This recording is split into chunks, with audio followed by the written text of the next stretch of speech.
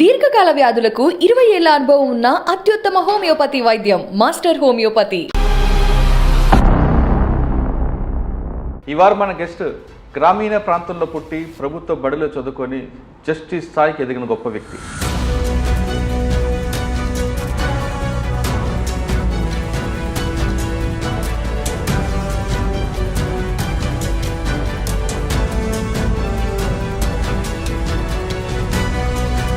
చంద్రకుమార్ గారికి కొండపల్లి సీతారామ గారి యొక్క ప్రభావం ఎక్కువ ఉందని. అది కరెక్ట్ కాదు. ఎందుకంటే నాన్నగారు ఫ్రీడమ్ ఫైటర్. దొరల దౌర్జన్యాలు, భూస్వాముల దౌర్జన్యాలు, భూస్వాములు పేదవాళ్ళ భూములు ఆక్రమించడం, అణిచివేత, అలాంటి పరిస్థితుల్లో ఏం జరిగిందనంటే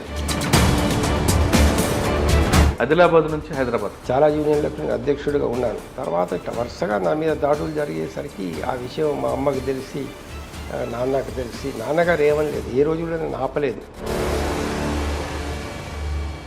లక్ష్మీదేవి అని ఒక ఆమె ఉండే, భర్త, 2 పిల్లలు. భర్త చనిపోయిన తర్వాత ఆమె స్వయంగా కష్టపడి, అక్కడ ఏంటంటే ఆ ఊరి సెంటర్లో దొరలందరూ కూర్చొని ఉంటారు, ఊరి పెద్దలందరూ కూర్చొని ఉంటున్నారు. ఎవరికి అక్కడికి వెళ్ళినా కూడా చెప్పులు విడిచేసి వాళ్ళందరి నుంచి వెళ్ళాలా, లేదా దగ్గరికి వెళ్ళి వంగి దండం పెట్టి అయ్యా అని చెప్పేసి దండాలు పెట్టి వాళ్ళకు వెళ్ళాలన్నట్టు. ఏ రోజు వాళ్ళ ముందరికి వెళ్ళి వాళ్ళకు వంగి నమస్కారం పెట్టేది కాదన్నట్టు. కనీసం ఇంత ఊరి పెద్దలం ఇక్కడ కూర్చొని ఉంటే అక్కడి నుంచి వెళ్ళిపోతుంది ఆమె, ఇక్కడికి వచ్చింది మాకు దండం కూడా పెట్టదా, నమస్కారం కూడా పెట్టదా, మాకు ఎంత పొగరు అని ఆలోచించి ఏం చేశారంటే, ఇంత దౌర్జన్యం ఉండేది అప్పట్లో. సార్ మీరు కంబైన్డ్ ఏపీలో చిత్తూరు, మహబూబ్నగర్ అన్ని ప్రాంతాలు పనిచేశారు. క్రైమ్ నేచర్ ఏ విధంగా ఉంటుందండి? ఒక్కొక్క ప్రాంతానికి ఒక్కొక్కలాగా ఉంటుంది. చిత్తూరులో ఉన్నప్పుడు డబుల్ మర్డర్ కేసు. ఓకే. శ్రీహరికోటలో ఒక ఇంజనీర్ ఉండేవాడు, అతని భార్య ఆ రోజు ఏదో పండగ అని చెప్పేసి నగలన్నీ వేసుకొని ఒంటి మీద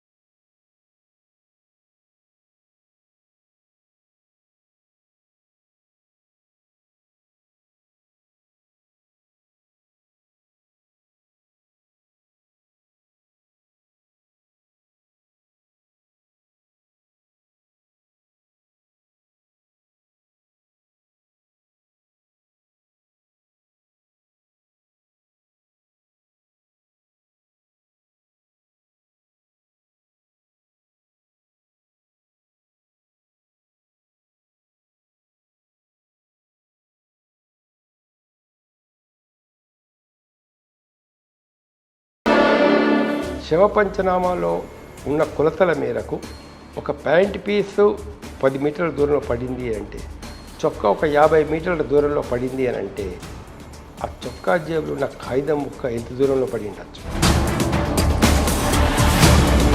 రాజకీయాల్లో ఎందుకు వచ్చారండి? ఎలాంటి వాళ్ళు ప్రజాప్రతినిధులు కావాలా? అందరికీ ఉచిత విద్య, పేద విద్యార్థులు కూడా ఉన్నత స్థాయికి చదువుకునే అవకాశాలు కల్పించేవాళ్ళు. అలాంటి వాళ్ళు అధికారంలోకి రావాలా? 5 కోట్లు పెట్టడము, ఎమ్మెల్యే కావడము, 10 కోట్లు పెట్టడము, ఎంపీ కావడము. దిశ ఎన్కౌంటర్, దాన్ని మీరు సమర్థిస్తారా, వ్యతిరేకిస్తారా? ఏ ఎన్కౌంటర్ అయినా తప్పేనండి. ఎన్కౌంటర్ కాదు, సెల్ఫ్ డిఫెన్స్లోనే కాల్పులు జరిపేమంటారు. వేయచ్చు, ఉరిశిక్ష వేయండి, కోర్టులో సాక్ష్యం పెట్టి రుజువు చేసి ఉరిశిక్ష వేయండి.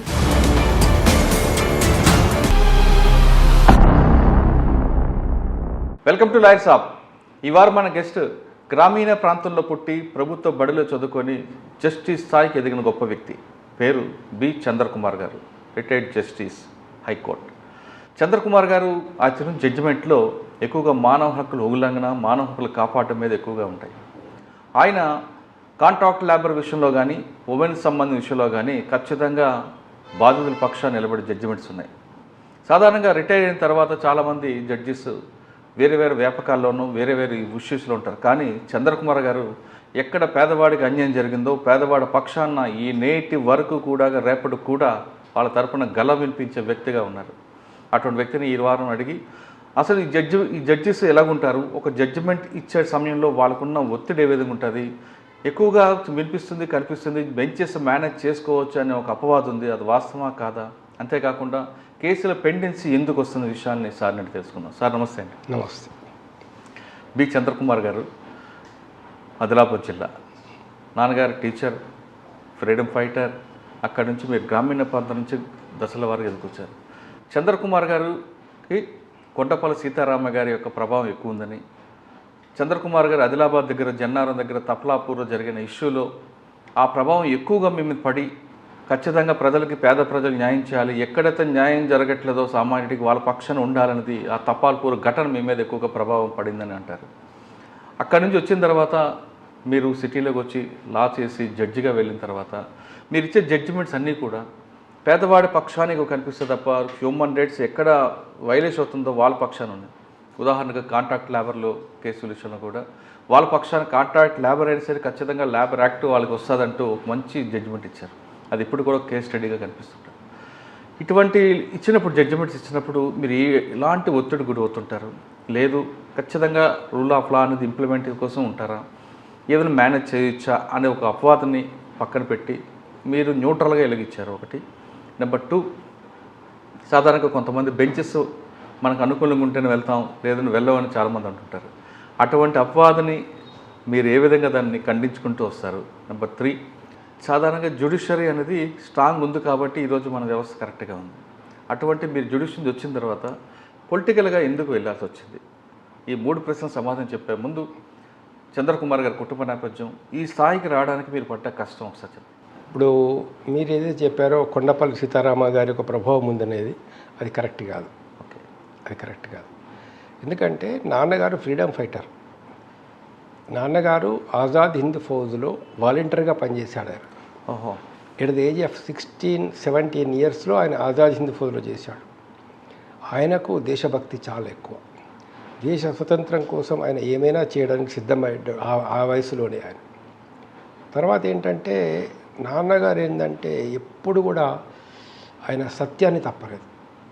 ఒక్క రూపాయి కూడా ఆయన జీవిత కాలంలో మొత్తం మీద ఇతరులది ఒక్క రూపాయి కూడా ఆయన తీసుకున్న సందర్భాలు లేవు.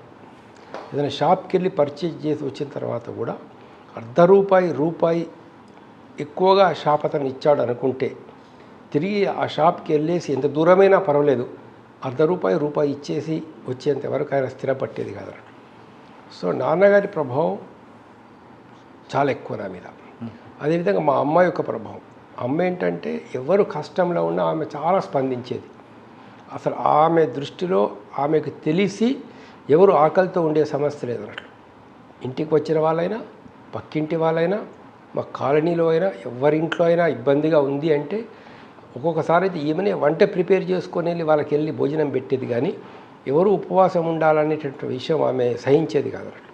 సో వీటి యొక్క ప్రభావం నా మీద చాలా ఎక్కువ ఉంది. అంటే అమ్మా నాన్న ప్రభావం ఎక్కువ, చాలా ఎక్కువ నా మీద. తర్వాత ఏంటంటే నేను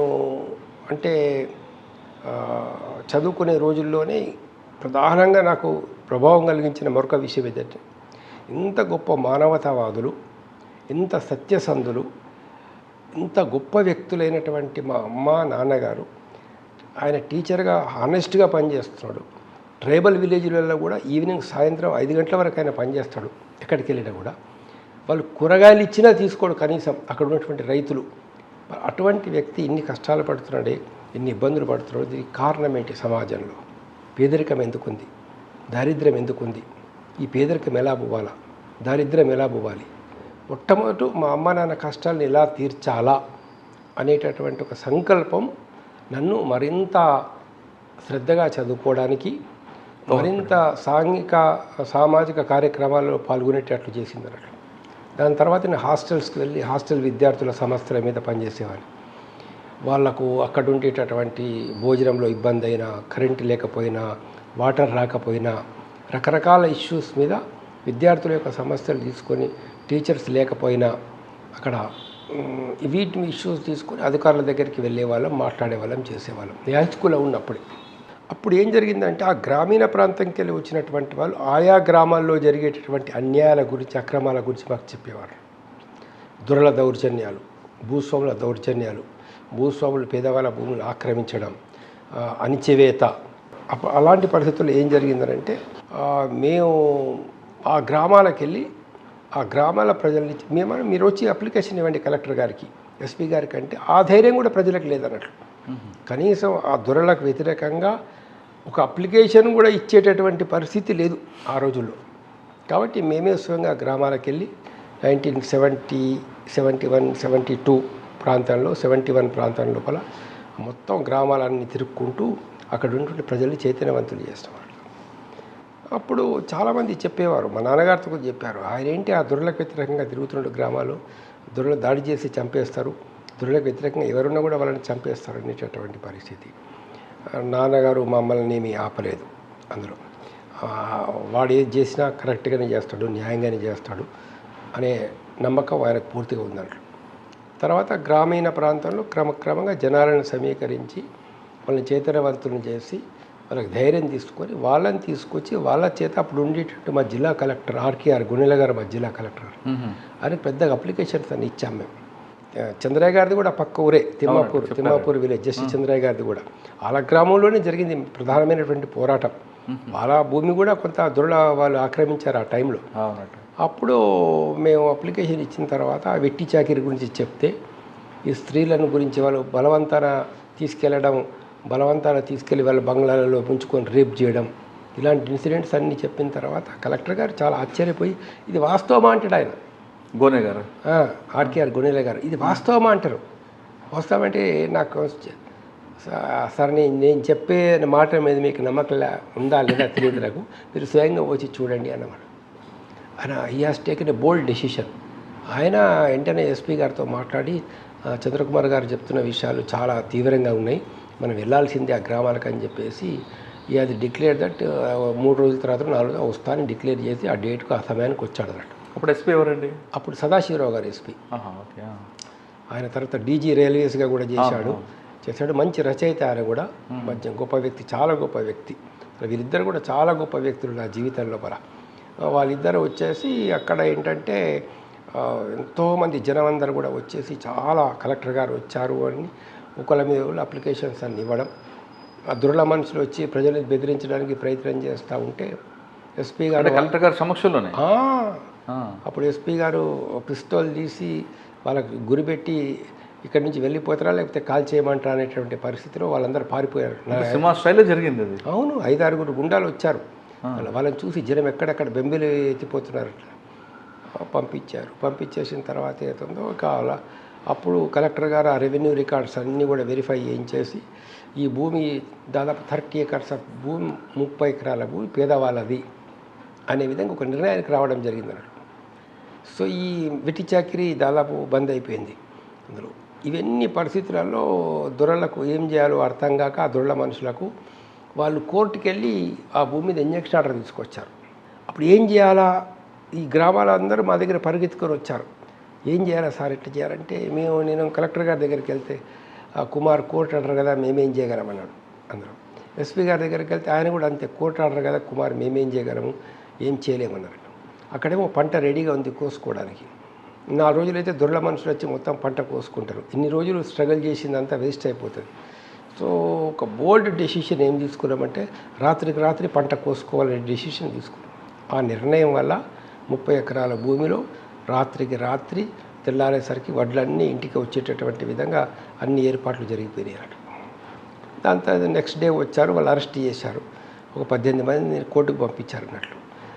నేను వెంటనే వెళ్ళి కలెక్టర్ గారితో చెప్పాను. కలెక్టర్ గారితో చెప్పి ఏమన్నానంటే ఆ భూమికి సంబంధించిన డాక్యుమెంట్ నాకు గంటలో ఇప్పించగలిగితే సంతోషిస్తాను అని.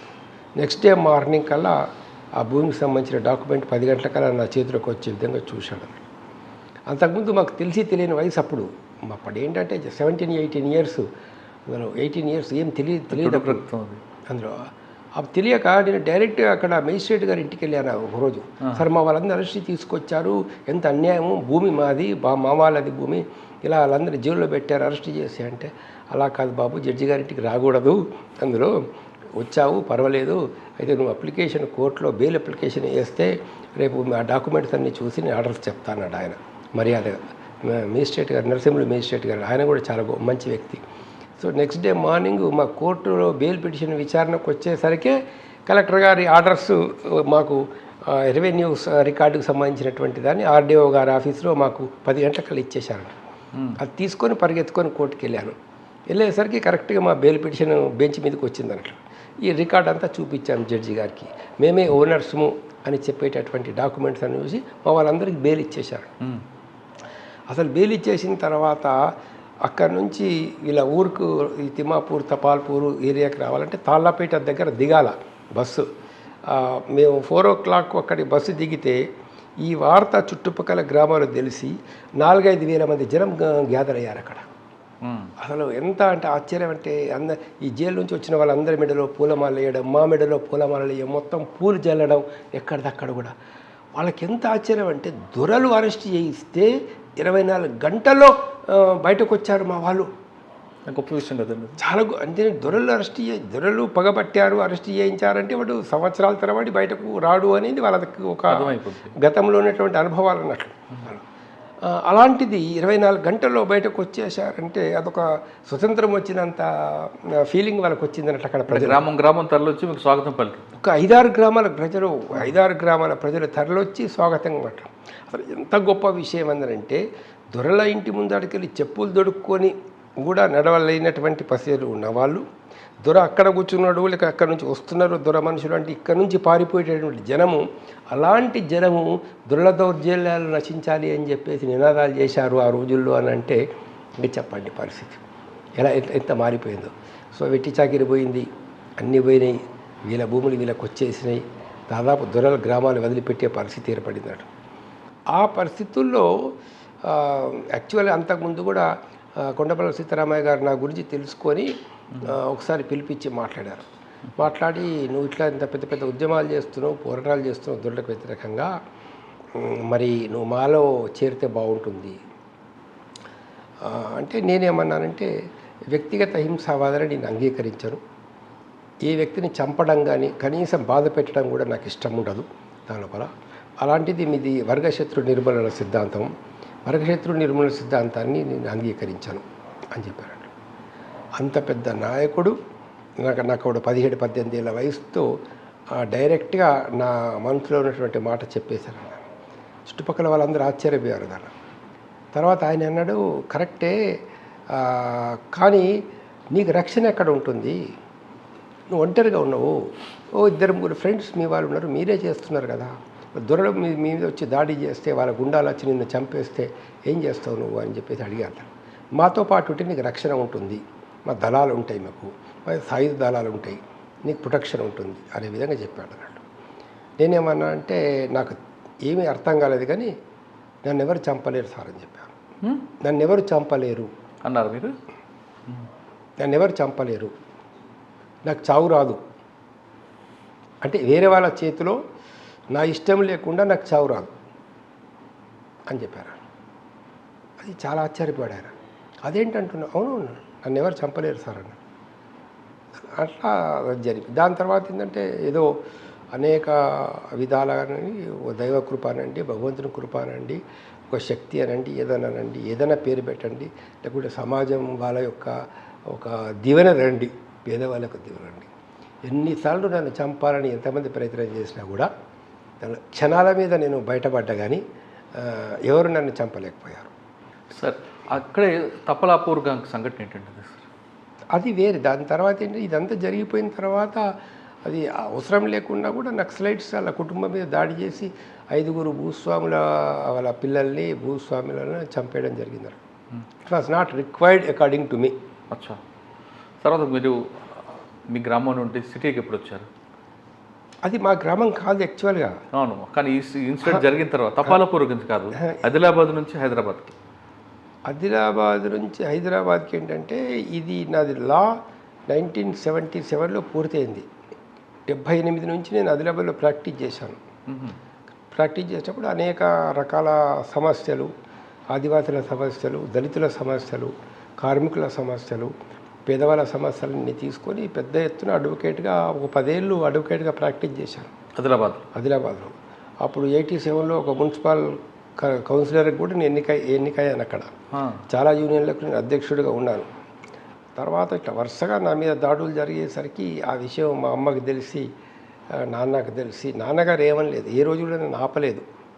మా అబ్బాయిని అక్కడికి వెళ్తే చంపేస్తారనే విషయం నాన్నగారికి చూరబడ్డా కూడా ఆయన ఎప్పుడు కూడా నన్ను ఆపలేదు.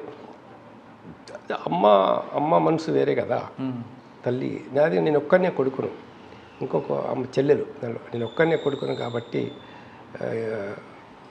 ఆమె తట్టుకోలేకపోయింది.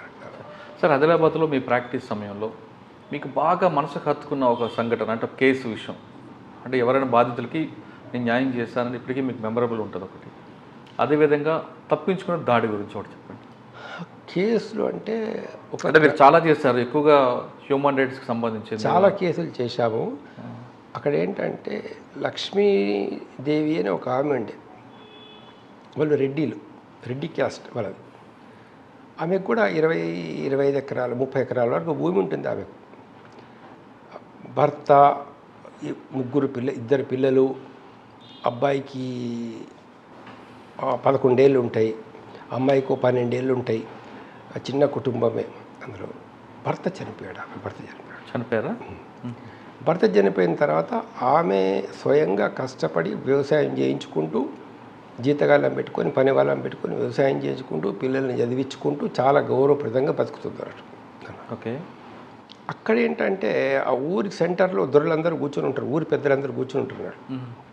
ఎవరికి అక్కడికి వెళ్ళినా కూడా చెప్పులు విడిచేసి వాళ్ళ ముందటి నుంచి వెళ్ళాలా, లేదా దగ్గరికి వెళ్ళి వంగి దండం పెట్టి అయ్యా అని చెప్పేసి దండాలు పెట్టి వాళ్ళకు వెళ్ళాలన్నాడు.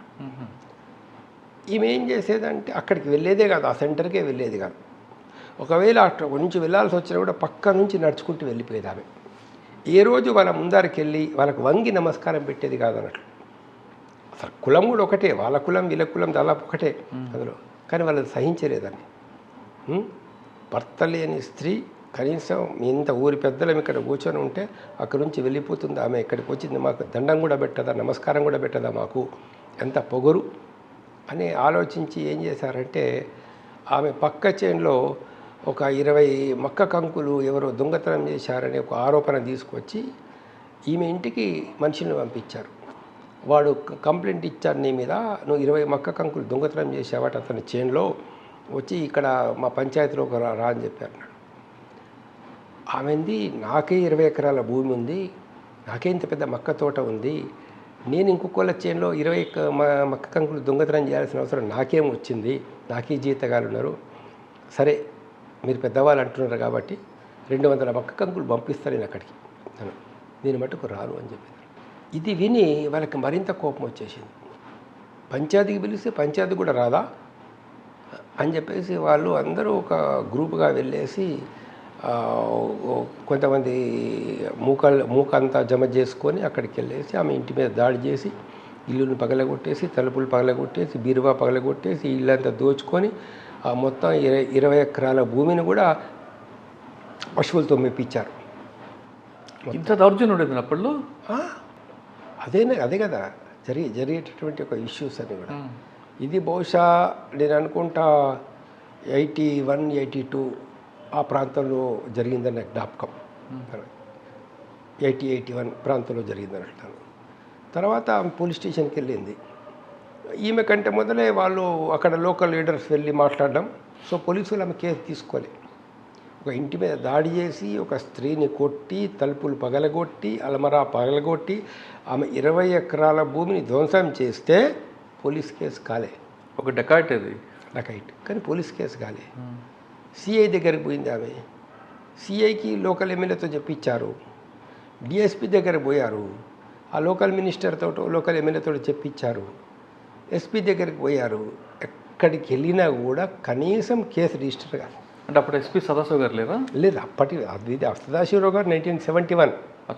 ఆయన ఉంటే వేరే ఉండేదేమో స్టోరీ. అలాంటి వాళ్ళు ఉంటే వేరే ఉండేది. ఇది 1981 అందులో. సో అప్పుడు ఎస్పీ దగ్గరికి యాక్చువల్గా అంటే డిఎస్పీ వరకు వెళ్ళే విషయం అయితే నాకు బాగా తెలుసు. తర్వాత ఒక 3-4 months ఆమె తిరిగి ఇబ్బంది పడి ఎవరో చెప్పారట, తను చంద్రకుమార్ గారి దగ్గరికి వెళ్ళండి, జస్టిస్ చంద్రకుమార్ గారి దగ్గరికి వెళ్ళండి, లాయర్ గారి దగ్గరికి వెళ్ళండి, ఆయన మట్టుకు ఇలాంటి వాళ్ళకి న్యాయం చేస్తాడు, చేసే ప్రయత్నం చేస్తాడు. అప్పుడు ఆ పరిగెత్తుకొని మా ఇంటికి వచ్చింది. వస్తే సరే ఆమెకు టీ ఇచ్చి కాఫీ ఇచ్చి కూర్చోబెట్టి అన్ని విషయాలు చెప్పి, అయ్యా నా దగ్గర డబ్బులు లేవు, అందులో ఇప్పుడే అప్పులు చేసి ఇల్లంతా దోచుకున్నారు వాళ్ళు, పంటంతా పోయింది, ఇది పరిస్థితి అంటే ఏం పర్వాలేదమ్మా, ఏం పర్వాలేదు, ఇబ్బంది పడకండి మీరు, ఏం పర్వాలేదు అని చెప్పేసి ఆమె తరపున కేసు వేశాం. అసలు సమన్ సర్వ్గా చాలా రోజుల వరకు. చివరకు నేను డైరెక్ట్ ఎస్పీ దగ్గరికి వెళ్ళి ఏం జరుగుతుంది, సమన్స్ కూడా సర్వ్ కావడం లేదనే విధంగా మరి మెజిస్ట్రేట్ గారితో ఎస్పీ కూడా లెటర్ పెట్టించి నేను గట్టిగా వెళ్ళేసరికి అప్పుడు సమన్స్ సర్వ్ అయ్యి వాళ్ళందరూ కోర్టుకు వచ్చారు. కేసు నడిచింది. కేసులో అందరికీ 6 months శిక్ష పడింది. అలా ఫైన్ వేశారు. తర్వాత వాళ్ళందరూ వెళ్ళి మా సీనియర్ను అడ్వకేట్గా పెట్టుకున్నారు అప్పీల్లో. అందులో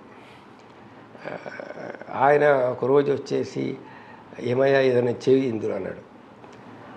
నేను చేసేది ఏమున్నది సార్, మీకు ఏది న్యాయం అంటే మీరు మాకంటే పెద్దవాళ్ళు కదా, మీరు మా సీనియర్స్, మీ దగ్గర మీరు నేర్చుకున్నాం కదా, మీకు ఏది న్యాయం అనిపిస్తే ధర్మం అనిపిస్తే అది మీరు చెయ్యండి అని చెప్పాను. అంటే న్యాయం ధర్మం నాకంటే ఎక్కువ నువ్వే చేస్తావు, వాళ్ళని నీ దగ్గరికి పంపిస్తా, నీకు ఎట్లా ధర్మం అనిపిస్తే అట్లా చెయ్యన్నాడు ఆయన. అంత గొప్ప వ్యక్తులు అప్పుడు వాళ్ళందరూ వచ్చారు మా దగ్గరికి. అంతకుముందు ఈమెను అడిగారు, ఏమ్మా ఎట్లా చేద్దామంటే మీ ఇష్టం సార్. నా ఇష్టం కాదమ్మా, నువ్వు చెప్పు. ఆమె ఏమన్నదంటే నాకు నష్టం 60,000-70,000 వచ్చింది, దానికి తగిన నష్టపరిహారం ఇప్పించండి. రెండవది నేను అక్కడ వ్యవసాయం చేసుకోవడానికి ఫ్రీ అయింది ఉండాలా, తర్వాత భూములు అమ్ముకోవడానికి కానీ చేసుకోవడానికి నాకు ఫ్రీ అయింది ఉండాలా, ఏమి ఇబ్బంది ఉండకూడదు అని చెప్పింది. సరే వాళ్ళు వచ్చారు. వచ్చిన తర్వాత 2 lakhs ఇమ్మని చెప్పాము వాళ్ళకు. ఆమెకు 2 lakhs ఇప్పించిన తర్వాత కోర్టులో అప్లికేషన్ వేసాం. వేసి సార్ కేసు క్లోజ్ చేయద్దు, ఇప్పుడు సెటిల్మెంట్ చేస్తున్నా, నేను కరెక్ట్ చేస్తున్నా మా ఈమె, కానీ కేసు క్లోజ్ చేయదు, 6 months వరకు పెండింగ్ పెట్టండి. 6 monthsలోగా ఈమెకు ఆ గ్రామంలో అనుకూలమైన వాతావరణం ఉండి భూములు అమ్ముకొని లేకపోతే ఆమె ఇష్టం వచ్చినట్లు స్వేచ్ఛగా జీవించే పరిస్థితి ఉంటే 6 months తర్వాత కేసు క్లోజ్ చేద్దామని జడ్జి గారు కూడా ఒప్పుకున్నారు. దానిలో 6-7 months తర్వాత వేశారు కేసు. ఈలోగా అంత సర్దుబాటు అయిపోయింది, దానిలో ఎవ్రీబడి హ్యాపీ. సో న్యాయం జరిగింది అన్నట్లు. అట్లా అంటే ఇప్పటికీ మీకు మెమరబుల్ ఉండిపోయింది ఆ కేసు. అలాంటి చాలా కేసులు ఉన్నాయి. దానిలో ఎగ్జాంపుల్స్గా కొన్ని చెప్పాను. సార్ మీ మీద జరిగిన దాడి గురించి చెప్పండి. నా మీద చాలా జరిగినాయి దాడులు. అంటే మీరు ఇక్కడ ఒక దొరలతో ఫైట్ చేస్తున్నారు, వాళ్ళ వైపు నుంచి మీకు జరగలేదు ఈ కేసులో? జరిగినాయి, ఎందుకు జరగవు? ఇప్పుడు అదే మేము ఒకసారి తపాల్పూర్ గ్రామానికి రాత్రి 10 గంటలకు ఇట్లా వెళ్తా ఉంటే ఏదో 3-4 ఉన్నాం మేము, పిల్లలం, యూత్, యంగ్ పీపుల్, మాకు ఏమీ తెలియదు అందులో. యాక్చువల్గా మాకు ఏ ఉద్యమాలతో కూడా సంబంధం లేదు వాస్తవంగా చెప్పాలంటే. కానీ గ్రామీణ ప్రజలకు న్యాయం చేయాలా, అక్రమాలకు అన్యాయాలకు వ్యతిరేకంగా నిలబడాలనే ఉద్దేశంతో మేము పనిచేస్తున్నాం అంతే. వెళ్తూ ఉంటే 70 ఏళ్ళ ముసలాయన పరిగెత్తుకొని ఎదురుగా వచ్చాడు. దానిలో వచ్చి చంద్రకుమార్ నువ్వేనా, నీ పేరా చంద్రకుమార్ అని అడిగాడు. అవును తాత, ఏందన్నాను. ఏంటంటే అయ్యా నిన్ను చంపడానికి అక్కడ 10 మంది గ్యాదర్ అయి ఉన్నారు, గుడ్డలు కత్తులు వాళ్ళ దగ్గర ఉన్నాయి, నువ్వు అటు వెళ్ళబోక అని చెప్పాడు. వెనక వెళ్ళిపోతాం తాత అన్న. వద్దు, అటు కూడా పంపించారు జీబులో కొంతమందిని, అందులో అటు సైడ్కి వస్తే అక్కడ కూడా మేము వేసేయడానికి సిద్ధంగా ఉన్నారు. మరి ఏం చేయాలా తాత అన్నాను. అటు పోవద్దంటున్నావు, ఇటు వెనుక పోద్దా, ఏం చేయాలంటే బాబు పొలాలు కష్టమే కానీ 3 కిలోమీటర్లు 4 కిలోమీటర్ల దూరం పొలాల నుంచి మీరు వెళ్ళిపోతే మీకు వేరే గ్రామం దారి వస్తుంది, అట్లా వెళ్ళిపోవడం అని చెప్పాడు. అప్పుడు పొలాల్లో దిగితే ఇంత వాటికు కాళ్ళంతా బురద, అలాంటి బురదలో ఒక 3-4 kilometers నడిచి వెళ్ళిపోయారు. అట్లా అప్పుడు సేవ్ అయినాం. మళ్ళీ ఇంకోసారి జీబులో వచ్చేటప్పుడు సైకిల్ అడ్డంగా పెట్టేసి రాళ్లతో మా మీద దాడి చేశారు అన్నట్లు. అప్పుడు వాళ్ళ ఇన్ఫర్మేషన్ ఏంటంటే నేను సింగిల్గా వస్తున్నాను, కానీ యాక్చువల్గా సింగిల్గా లేను అందులో. అప్పుడు మా వాళ్ళందరూ మా మిత్రులందరూ కూడా 7-8 మంది ఆ జీబులో వచ్చేసారు నాకు తెలియకుండానే. వాళ్ళు ఏంటంటే వాళ్ళకి ఏదో ఇన్ఫర్మేషన్ ఉందో లేకపోతే ఒక 6th sense పనిచేసినట్లు వాళ్ళందరూ జీబులో, వీళ్ళందరూ ఒకటిపారి జీప్ దిగేసి రాళ్ళు పట్టుకొని ఎదురు దాడికి దిగేసరికి వాళ్ళు పారిపోవాల్సి. ఎక్కడండి ఇది జరిగింది? జన్నారమా? ఇది తంతోలి దగ్గర, ఇది ఆదిలాబాద్ దగ్గర. ఇది రాళ్ళ దాడి అనేది ఆదిలాబాద్కు తంతోలి గ్రామం దగ్గర. అట్లా చాలా జరిగినాయిలండి చాలా. అంటే ఈ దాడుల వల్ల అమ్మగారు కొంచెం భయపడ్డారు. లాస్ట్ మినిట్లో ఏంటంటే మా ఎనిమీ గ్రూప్స్ అన్నీ ఒకటైనా ఒక రకంగా చెప్పాలంటే మమ్మల్ని వ్యతిరేకించేటటువంటి వాళ్ళందరూ కూడా కొంచెం ఇదైపోయి కొద్దిగా ఇబ్బందికర పరిస్థితి ఏర్పడి మా సపోర్ట్ చేస్తున్నటువంటి గ్రూపులో కూడా ఒక చీలిక వచ్చేసి ఇక్కడ నుంచి నన్ను ఇన్ఫర్మేషన్ అంతా అటు పోయే పరిస్థితులు ఏర్పడినప్పుడు కొంచెం ఇబ్బందికర పరిస్థితి ఏర్పడింది. మీ మీద అప్పట్లో నక్సలైట్ ముద్ర కూడా వేసి మిమ్మల్ని జైలు పంపాలి కూడా ప్లాన్ చేసినట్లు మమ్మల్ని నక్సలైట్ అనేటటువంటి ముద్ర ఎప్పుడు వేయలేదు, కానీ వాళ్ళకు నేను సాయం చేస్తున్నా అనేటటువంటి దీంతో, సానుభూతిపరుడు.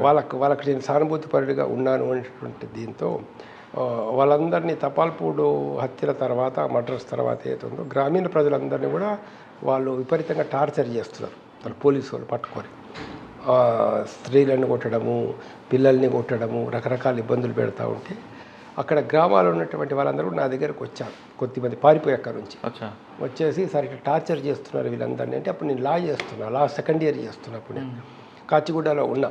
అప్పుడు నేను ఉంటే అప్పుడు వాళ్ళందరి దగ్గర అప్లికేషన్ తీసుకొని డైరెక్ట్ గవర్నర్ గారి దగ్గరికి వెళ్ళి గవర్నర్ గారికి అప్లికేషన్ ఇచ్చాను. నేను ఇట్లా టార్చర్ చేస్తున్నారని. ఆయన అప్పుడు చూసి నేనేం చేయగలను, కలెక్టర్ గారి దగ్గరికి వెళ్ళినాను. కలెక్టర్ గారి దగ్గరికి వెళ్ళి చెప్పే ఆదిలాబాద్లో వెళ్తే నేనేం చేయగలను, ఎస్పీకి చెప్పండి అంటే, ఎందుకంటే వాళ్ళంతా దుర్రలు కదా. అప్పుడు వాళ్ళ ఫ్యామిలీ మర్డర్ అయిపోయింది కాబట్టి పోలీసు వాళ్ళు చాలా తీవ్రంగానే ఉంటారు జనరల్గా, ఎందుకంటే గవర్నమెంట్ కూడా వాళ్ళది కదా. అప్పుడు సీఎం కూడా వెంగళరావు, వాళ్ళ బంధువులకు సంబంధించిన వాళ్ళు, చనిపోయిన వాళ్ళు, కొంచెం తీవ్రంగానే ఉంటుంది పరిస్థితి అన్నట్టు. సో అప్పుడు పోలీసు వాళ్ళు చాలా తీవ్రంగా ప్రయత్నించి వాళ్ళ దానికి నేను అడ్డం వస్తున్నా అని చెప్పేసి నన్ను అప్పుడు అరెస్ట్ చేశారు. కానీ కేసు గీసేం పెట్టలే. ఓకే. అరెస్ట్ ఇంద్రవల్లి ఘటనప్పుడు మీరు ఎక్కడున్నారు? ఆదిలాబాద్లో ఉన్నారా? అసలు ఏం జరిగిందండి? అది యాక్చువల్గా ఏం జరిగింది అనేటటువంటి విషయాలు స్పాట్లో మనం లేం కాబట్టి మనకు తెలియదు. అందులో ఈ ఆదివాసీలు అందరూ కూడా ఏతుందో గ్యాదర్ అయిపోయి వాళ్ళు ఊరేగింపు పెట్టి మీటింగ్ చేస్తూ ఉంటే ఈ పోలీసు వాళ్ళు చాలా పెద్ద ఎత్తున ఫోర్స్ తీసుకొని పోయి అసలు మీటింగే పెట్టకూడదు, మీరు ప్రొసిషన్ చేయకూడదు అనే విషయం లోపల ఘర్షణ జరిగింది. వాళ్ళు కనుక మీరు శాంతియుతంగా ప్రదర్శన చేసుకోండి, శాంతియుతంగా మీటింగ్ పెట్టుకోండి అంటే, ప్రేయర్ పర్మిషన్ తీసుకున్నారా తీసుకోలేదా అంటే ఆ విషయం నాకు తెలియదు. కానీ అంత పెద్ద ఎత్తున ఆదివాసులు గ్యాదర్ అయిపోయి ఒక ఊరేగింపు చేసి మీటింగ్ పెట్టుకుంటామంటే అక్కడ పోయినటువంటి అధికారులు ఆన్ ద స్పాట్ పర్మిషన్ ఇచ్చేసి సరిపోతుంది. అవును. అప్పటికప్పుడు పర్మిషన్, ప్రేయర్ పర్మిషన్ లేకున్నా కూడా ఓకే మీరు చేసుకోండి, ఇబ్బంది ఏముంది, ఫలానా గ్రౌండ్లో చేసుకోండి అని అంటే సరిపోతుంది అన్నట్లు. కానీ మేము మీటింగ్ చేయనీయము, ఊరేగింపే చేయనీయము, ఇక్కడ ఆపేస్తాము అనేసరికి ఘర్షణ జరిగింది. సో ఘర్షణలో వాళ్ళ వైపు నుంచి ఫస్ట్ స్టోన్ బెల్టింగ్ జరగడం, తర్వాత ఫైర్ అయినట్లు తెలుస్తుంది. ఘర్షణ జరిగింది. ఘర్షణ లోపల అవుతుందో వాళ్ళు వీళ్ళని కొట్టడం, వీళ్ళు వాళ్ళని కొట్టడం, లాఠీ చార్జీలు చేయడము, వాళ్ళు దొరికిన కానిస్టేబుల్స్ని వాళ్ళు కొట్టడము, పోలీసులను వాళ్ళు అంతా జరిగింది. అంత ఫైరింగ్ జరిగింది. ఓకే. తర్వాత మీరు మహబూబ్ నగర్ ఆ ప్రాంతాల్లో పనిచేస్తారు కదా? అట్లా కాదు, నేను అడ్వకేట్గా ప్రాక్టీస్ చేసేటప్పుడు కూడా, హైకోర్టులో అడ్వకేట్గా ప్రాక్టీస్ చేసేటప్పుడు, లేక హైదరాబాద్ షిఫ్ట్ అయిన తర్వాత కూడా చాలా ఇంపార్టెంట్ కేసెస్ నేను డీల్ చేశాను. ఒక కేసు చెప్పండి. ఇప్పుడు వరంగల్లో హనుమకొండ వరంగల్ మధ్యలో బాలసముద్రం అనేది ఒక ల్యాండ్ ఉంటుంది. అందులో అప్పుడు ఉన్నటువంటి ఒక మాజీ మంత్రి గారు, దానిలో ఆయన 20 ఎకరాల ప్రభుత్వ భూమిని, అంటే సిటీ మధ్యలో దాదాపు ఇప్పుడు హనుమకొండ 20 ఎకరాల ప్రభుత్వ భూమిని ఆక్రమించాడు. ఆ 20 ఎకరాల ప్రభుత్వ భూమిని ఆక్రమించిన తర్వాత ఆ భూమి ప్రభుత్వ భూమి అనేటటువంటిది కలెక్టర్ గారికి తెలిసిన తర్వాత అప్పుడు 78లో కలెక్టర్ గారు భూమి ల్యాండ్ ఎంక్రోచ్మెంట్ కింద నోటీస్ ఇవ్వడం జరిగింది. దాని మీద కేసులు నడిచినాయి. హైకోర్టులో, సుప్రీంకోర్టు వరకు నడిచి మళ్ళీ చివరకు ల్యాండ్ గ్రాబింగ్ కోర్టుకు వచ్చింది. స్పెషల్ కోర్ట్ ల్యాండ్ గ్రాబింగ్ ఇక్కడ వచ్చింది. అక్కడ ఉండే గుడిసెల వాళ్ళు, పేదల వాళ్ళు వచ్చి నన్ను న్యాయవాదిగా పెట్టుకున్నారు. అప్పుడు అది ఆ కేసు గురించి చెప్పాలంటే మీకు అరగంట టైం పడుతుంది, మొత్తం వివరంగా చెప్పాలంటే. మళ్ళీ ఇప్పుడు నేను చెప్తానండి. చాలా గొప్పగా ఇష్యూ అన్నట్టు. దానిలో 30 ఏళ్ళ నుంచి వాళ్ళ స్వాధీనంలో ఉన్న భూమిని కూడా వాళ్ళు ఇచ్చిన సేల్ డీడ్స్ అన్నీ కూడా, బోకస్ సేల్ డీడ్స్ అన్ని నేను చూపించడం జరిగింది. వాళ్ళు చేసిన వాళ్ళ అన్ని డాక్యుమెంట్స్, ఆ ప్రైవేట్ డాక్యుమెంట్స్, మొత్తం ప్రైవేట్ డాక్యుమెంట్స్ అన్నీ బోగస్ డాక్యుమెంట్స్ అని ప్రూవ్ చేయడం. అందులో ఒక దగ్గర సంతకం, ఒక దగ్గర వేలిముద్ర, ఒక దగ్గర శంఖము, ఒక దగ్గర చక్రము, అసలు టోటల్ ఇన్వెస్టిగేషన్ చేసి ఒక రకంగా చెప్పాలంటే మేము ఆ కేసు గెలిచామన్నట్టు. 20 acres of land. అప్పుడు అసలు గవర్నమెంట్ నుంచి మాకు ఒక రకాల అడ్వకేట్ ఫీజు ప్రకారం వచ్చిందే 57 లక్షల దాకా వస్తుంది ఒక రకంగా చెప్పాలంటే. ఆ రోజుల్లో కానీ మేము అంతకుముందే మేము వేసినామట, మాకు ఇందులో ఫీజు అవసరం లేదు, నేను ఫీజు తీసుకోనని చెప్పేసి అందులో ఆ పేదవాళ్ళు ఇచ్చిన ఆ 100-200 రూపాయలతోటే కేసు చేయడం అనేది జరిగింది అన్నట్లు. అలా చాలా కేసు. సార్ సివిల్ కేసులు కాకుండా క్రిమినల్ కేసు ఏమైనా మీరు టేకప్ చేస్తారా? ఆదిలాబాద్లో చేసినప్పుడు ప్రాక్టీస్ మొత్తం 70% క్రిమినల్ కేసులే కదా. ఇక్కడండి హైదరాబాద్లో? హైదరాబాద్లో సివిల్ ఎక్కువ. సివిల్ రిట్స్, హైకోర్టు రిట్స్ అవి ఎక్కువ చేసినాం. అచ్చా. హైదరాబాద్లో క్రిమినల్ ఎక్కువ చేయాలి. ఆదిలాబాద్లో ఉన్నప్పుడు మట్టుకు చాలా మర్డర్ కేసులు, 302 కేసులు, రకరకాల కేసులు. అక్కడేమైనా గుర్తుందా 302 ఏమైనా? చాలా ఉన్నాయి, చాలా ఉన్నాయిలేండి, ఒకటి కాదు రెండు కదా. ఈవెన్ ఇప్పుడు ఈ నక్సలైట్స్ కేసెస్ కూడా చాలా వరకు మాకే రిఫర్ చేసేవాళ్ళు, మేము చేసేవాళ్ళం. ఇప్పుడు బెల్లంపల్లి డబుల్ మర్డర్ కేసు కొద్దిగా ఫేమస్ కేసు ఆ రోజుల్లో. అప్పుడు అలాంటి కేసెస్ అన్నీ కూడా డీల్ చేసినాం మేము అప్పుడు. సార్ ఇక్కడ వచ్చిన తర్వాత సివిల్ కేసులు రిట్స్ ఎక్కువ వేశారు. తర్వాత జడ్జిగా మెజిస్ట్రేట్గా వెళ్తున్నప్పుడు మహబూబ్ నగర్ అన్ని ప్రాంతాలు పనిచేశారు కదా.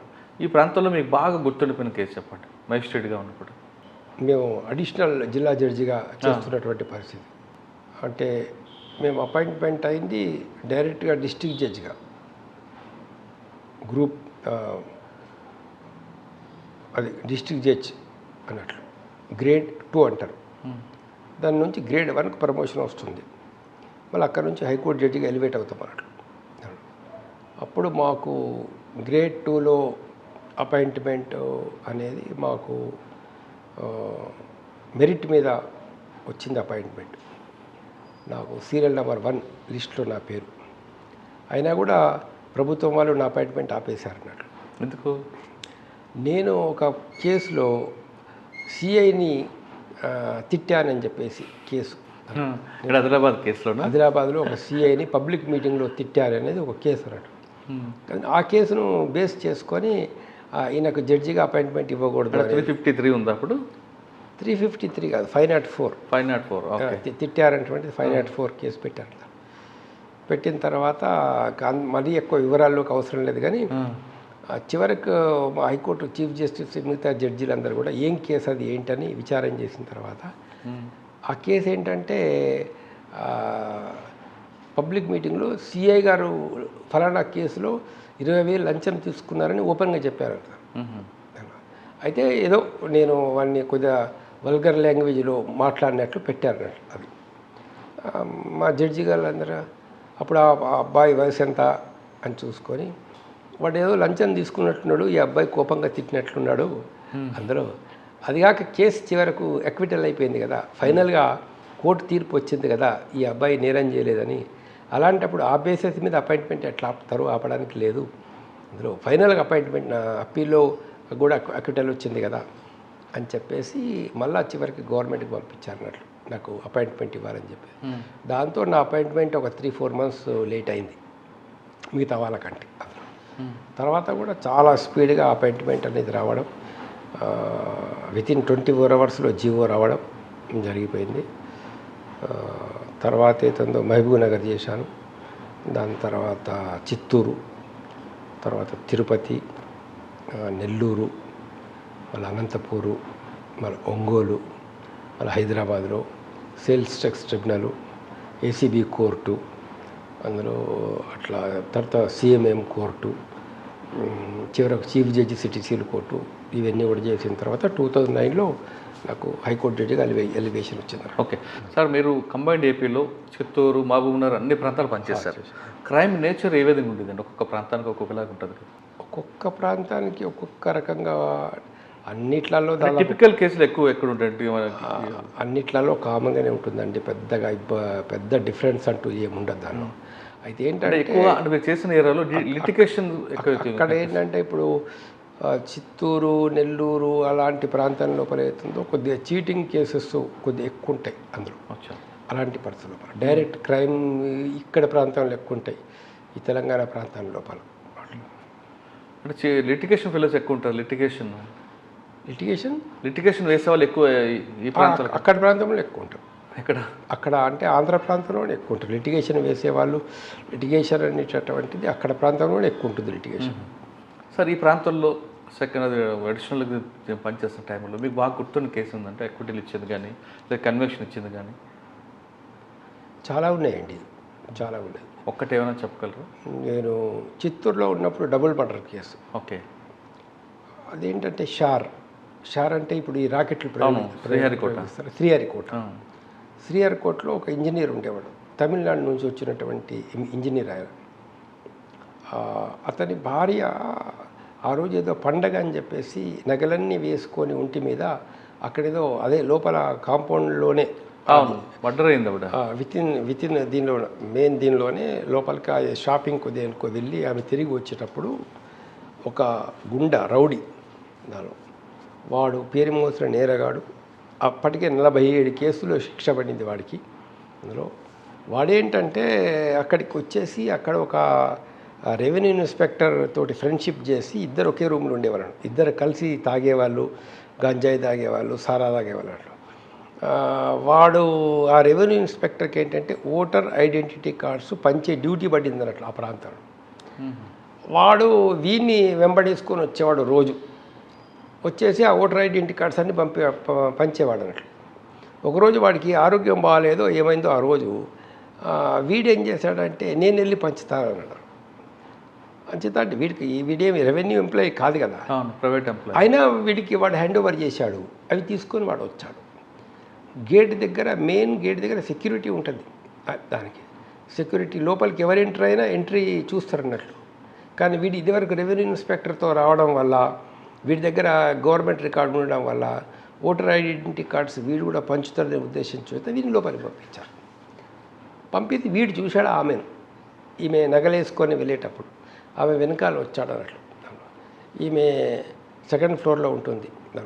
ఆ మెట్లెక్కి ఆమె పై దాకా వెళ్ళినంత వరకు వీడు చూసి వీడు వెనకాల వెళ్ళాడు. వెళ్ళి డోర్ నొక్కాడు. ఆమె తలుపు తీసిన తర్వాత అట్లా నేను రెవెన్యూ డిపార్ట్మెంట్తో వచ్చాను, ఐడెంటిటీ కార్డ్స్ ఇవ్వాలా అని చెప్పి లోపలికి వచ్చేసి ఐడెంటిటీ కార్డ్స్ వెరిఫై చేస్తున్నట్లు యాక్టింగ్ చేశాడు. చేసి కాదు ఏంటంటే నాకు కొన్ని మంచినీళ్ళు కావాలన్నాడు. ఆమె వీని నమ్మి కిచెన్లోకి వెళ్ళింది అన్నట్టు. వీడు వెనకాల వెళ్ళి ఆమె తల మీద గట్టిగా కొట్టేసి ఆమెను స్పృహ తప్పేటట్లు చేసి ఇంట్లో ఉన్నటువంటి నగలు, బంగారము అన్నీ కూడా సర్వం దోచుకొని ఆమె లేస్తే నాకు ఇబ్బంది అని చెప్పేసి ఆమె గొంతుకు గుడ్డ పెట్టి బాగా బిగించి లాగేసి ఆమె చీర కొంగుతోటే లాగేసి చంపేశాడు. తర్వాత వాడు బయటకు వచ్చేటప్పుడు బయట డోర్ బెల్ అయిందని ఏం చూసా ఇద్దరు పిల్లలు వచ్చారు. అప్పుడు వాడు డోర్ తీయకూడదని వాడికి అర్థం కాలే కాసేపు. తీస్తే ఏమవుతుంది అని వాడు అప్పుడు కూడా ప్లానింగ్ చేసి క్రిమినల్ మైండ్ పెడతాడు. డోర్ తీసి దానిలో నేను మీ అంకుల్ అవుతాను, అమ్మకు ఆరోగ్యం బాగాలేదు, స్పృహ పడిపోయింది, డాక్టర్ని పిలవాలా, ఆ టెలిఫోన్ డైరెక్టర్ ఎక్కడుందో చూడండి అంటే వాళ్ళు గబ తల్లిని చూసేసి తల్లిని నిజంగానే స్పృహలో లేదు, ఏమైందో వాళ్ళకి అర్థం కాలే. వాళ్ళు లోపలికి వెళ్ళి ఆ టెలిఫోన్ డైరీస్ వెతుకుతూ ఉంటే నువ్వు ఆ రూమ్లో వెతుకు అని చెప్పేసి అబ్బాయికి చెప్పాడు. అబ్బాయి ఇంకో రూమ్లోకి వెళ్ళేసరికి ఈ అమ్మాయి మెడ చుట్టూ చున్నీ వేసేసి చంపేశాడు. అయ్యో.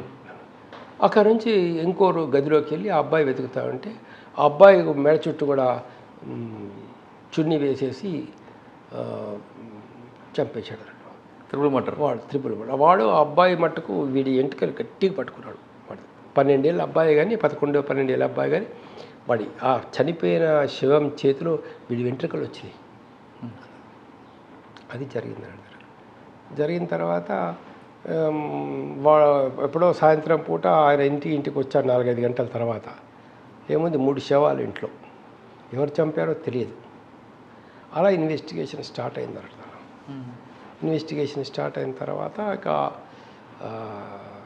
ఇంకా మాకేంటంటే సెక్యూరిటీ గార్డ్స్ చూసిన వాళ్ళు వీళ్ళు లోపలికి ఎంటర్ అయ్యేటప్పుడు కింద అపార్ట్మెంట్స్ అక్కడ ఉన్నటువంటి వాచ్మెన్ వీడు మెట్లెక్కి పైకి వచ్చేటప్పుడు ఆ పక్క ఇంట్లో ఉండేటువంటి ఒక ముసలాయన దానిలో వాళ్ళు ముగ్గురు గట్టిగా సాక్ష్యం చెప్పారు వీడే అక్కడికి వెళ్ళాడు అనేటువంటి.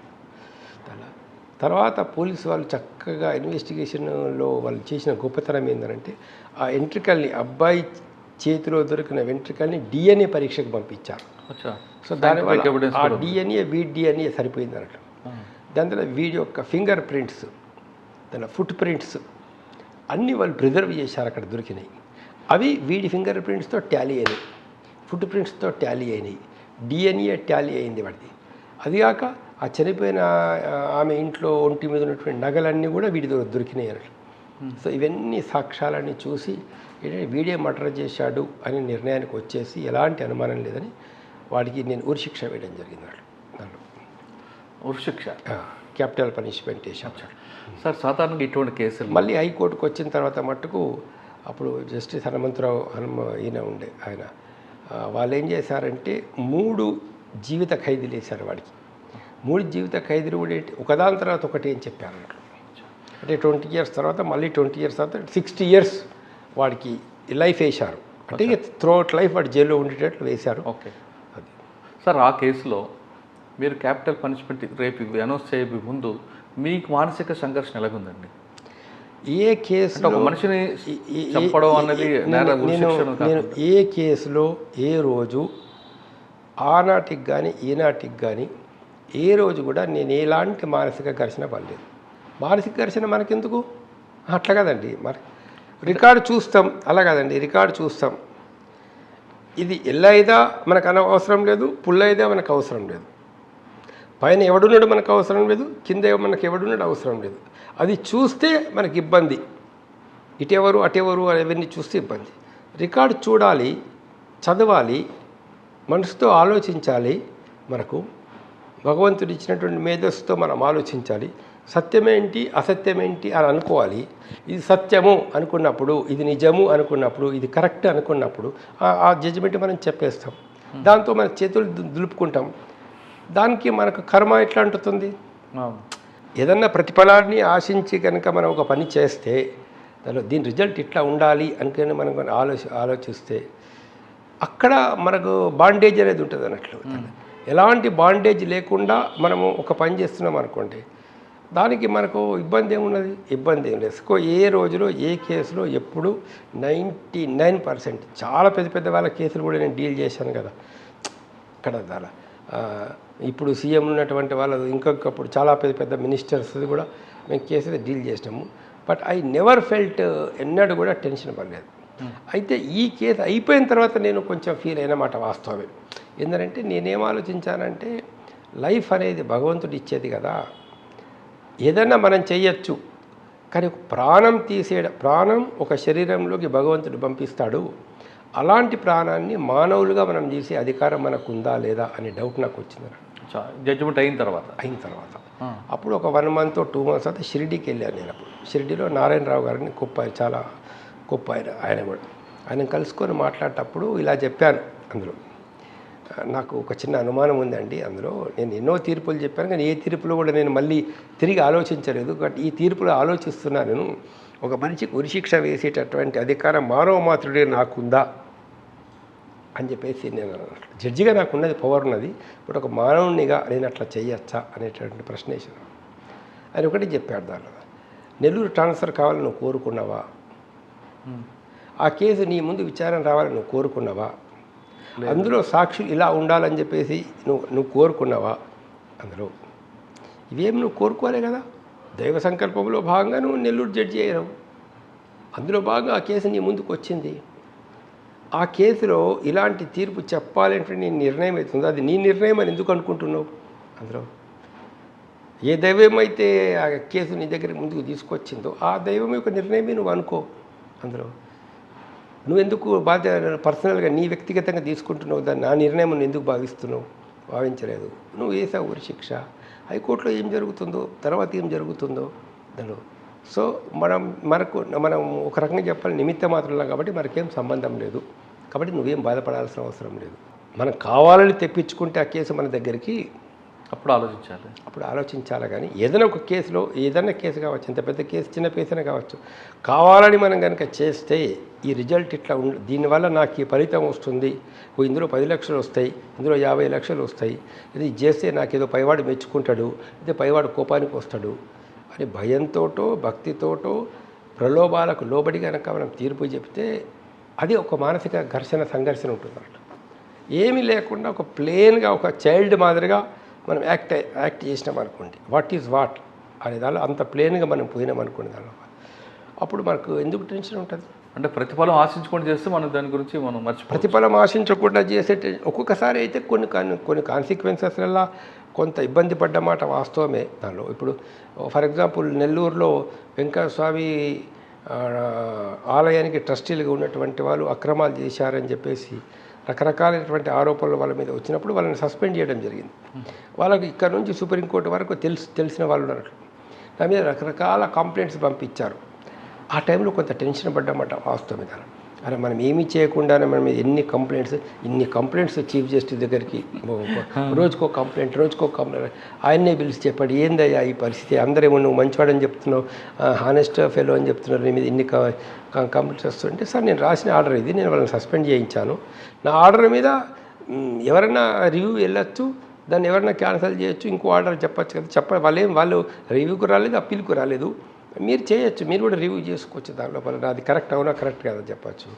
కానీ వాళ్ళు కంప్లైంట్స్ పంపిస్తున్నారంటే దానికి నేనేమి చేయాలా అంటే సరే చివరికి ఏదో ఫార్మల్ ఎంక్వైరీ జరిగిపోయి అందులో ఏమీ లేదని తేలిపోయింది అన్నట్టు. అచ్చా సార్, తర్వాత మీరు జడ్జిగా వచ్చినప్పుడు హైకోర్టుకి నెల్లూరు మహబూబ్నగర్లో మీకు మంచి కేసు చెప్పారు. కొన్ని కేసుల్లో మీ జడ్జిమెంట్కి కొంతమంది అప్పీల్ వెళ్తుంటారు. అప్పీల్ వెళ్ళి అది క్యాన్సిల్ చేసుకురావడం, అప్పుడు మన క్యాపిటల్ పనిష్మెంట్ మార్చడం, పూర్తిగా కట్ చేయడం అవుతుంటాయి. అటువంటిప్పుడు ఏమనిపిస్తుంటుంది? అటువంటప్పుడు హైకోర్టు మీ ఇచ్చిన జడ్జిమెంట్ని అప్పీల్కి వెళ్ళిన తర్వాత క్యాన్సిల్ చేసింది అనుకోండి, మీకు ఏం ఫీలింగ్స్ ఏముంటాయండి? అసలు నేను నా జడ్జిమెంట్ క్యాన్సిల్ అయిందా క్యాన్సిల్ కాలేదని నేను ఎప్పుడు ఆలోచించను, ఎప్పుడు పట్టించుకోను, ఎప్పుడు అటువైపు చూడను. దిగిపోయిందని అంతే.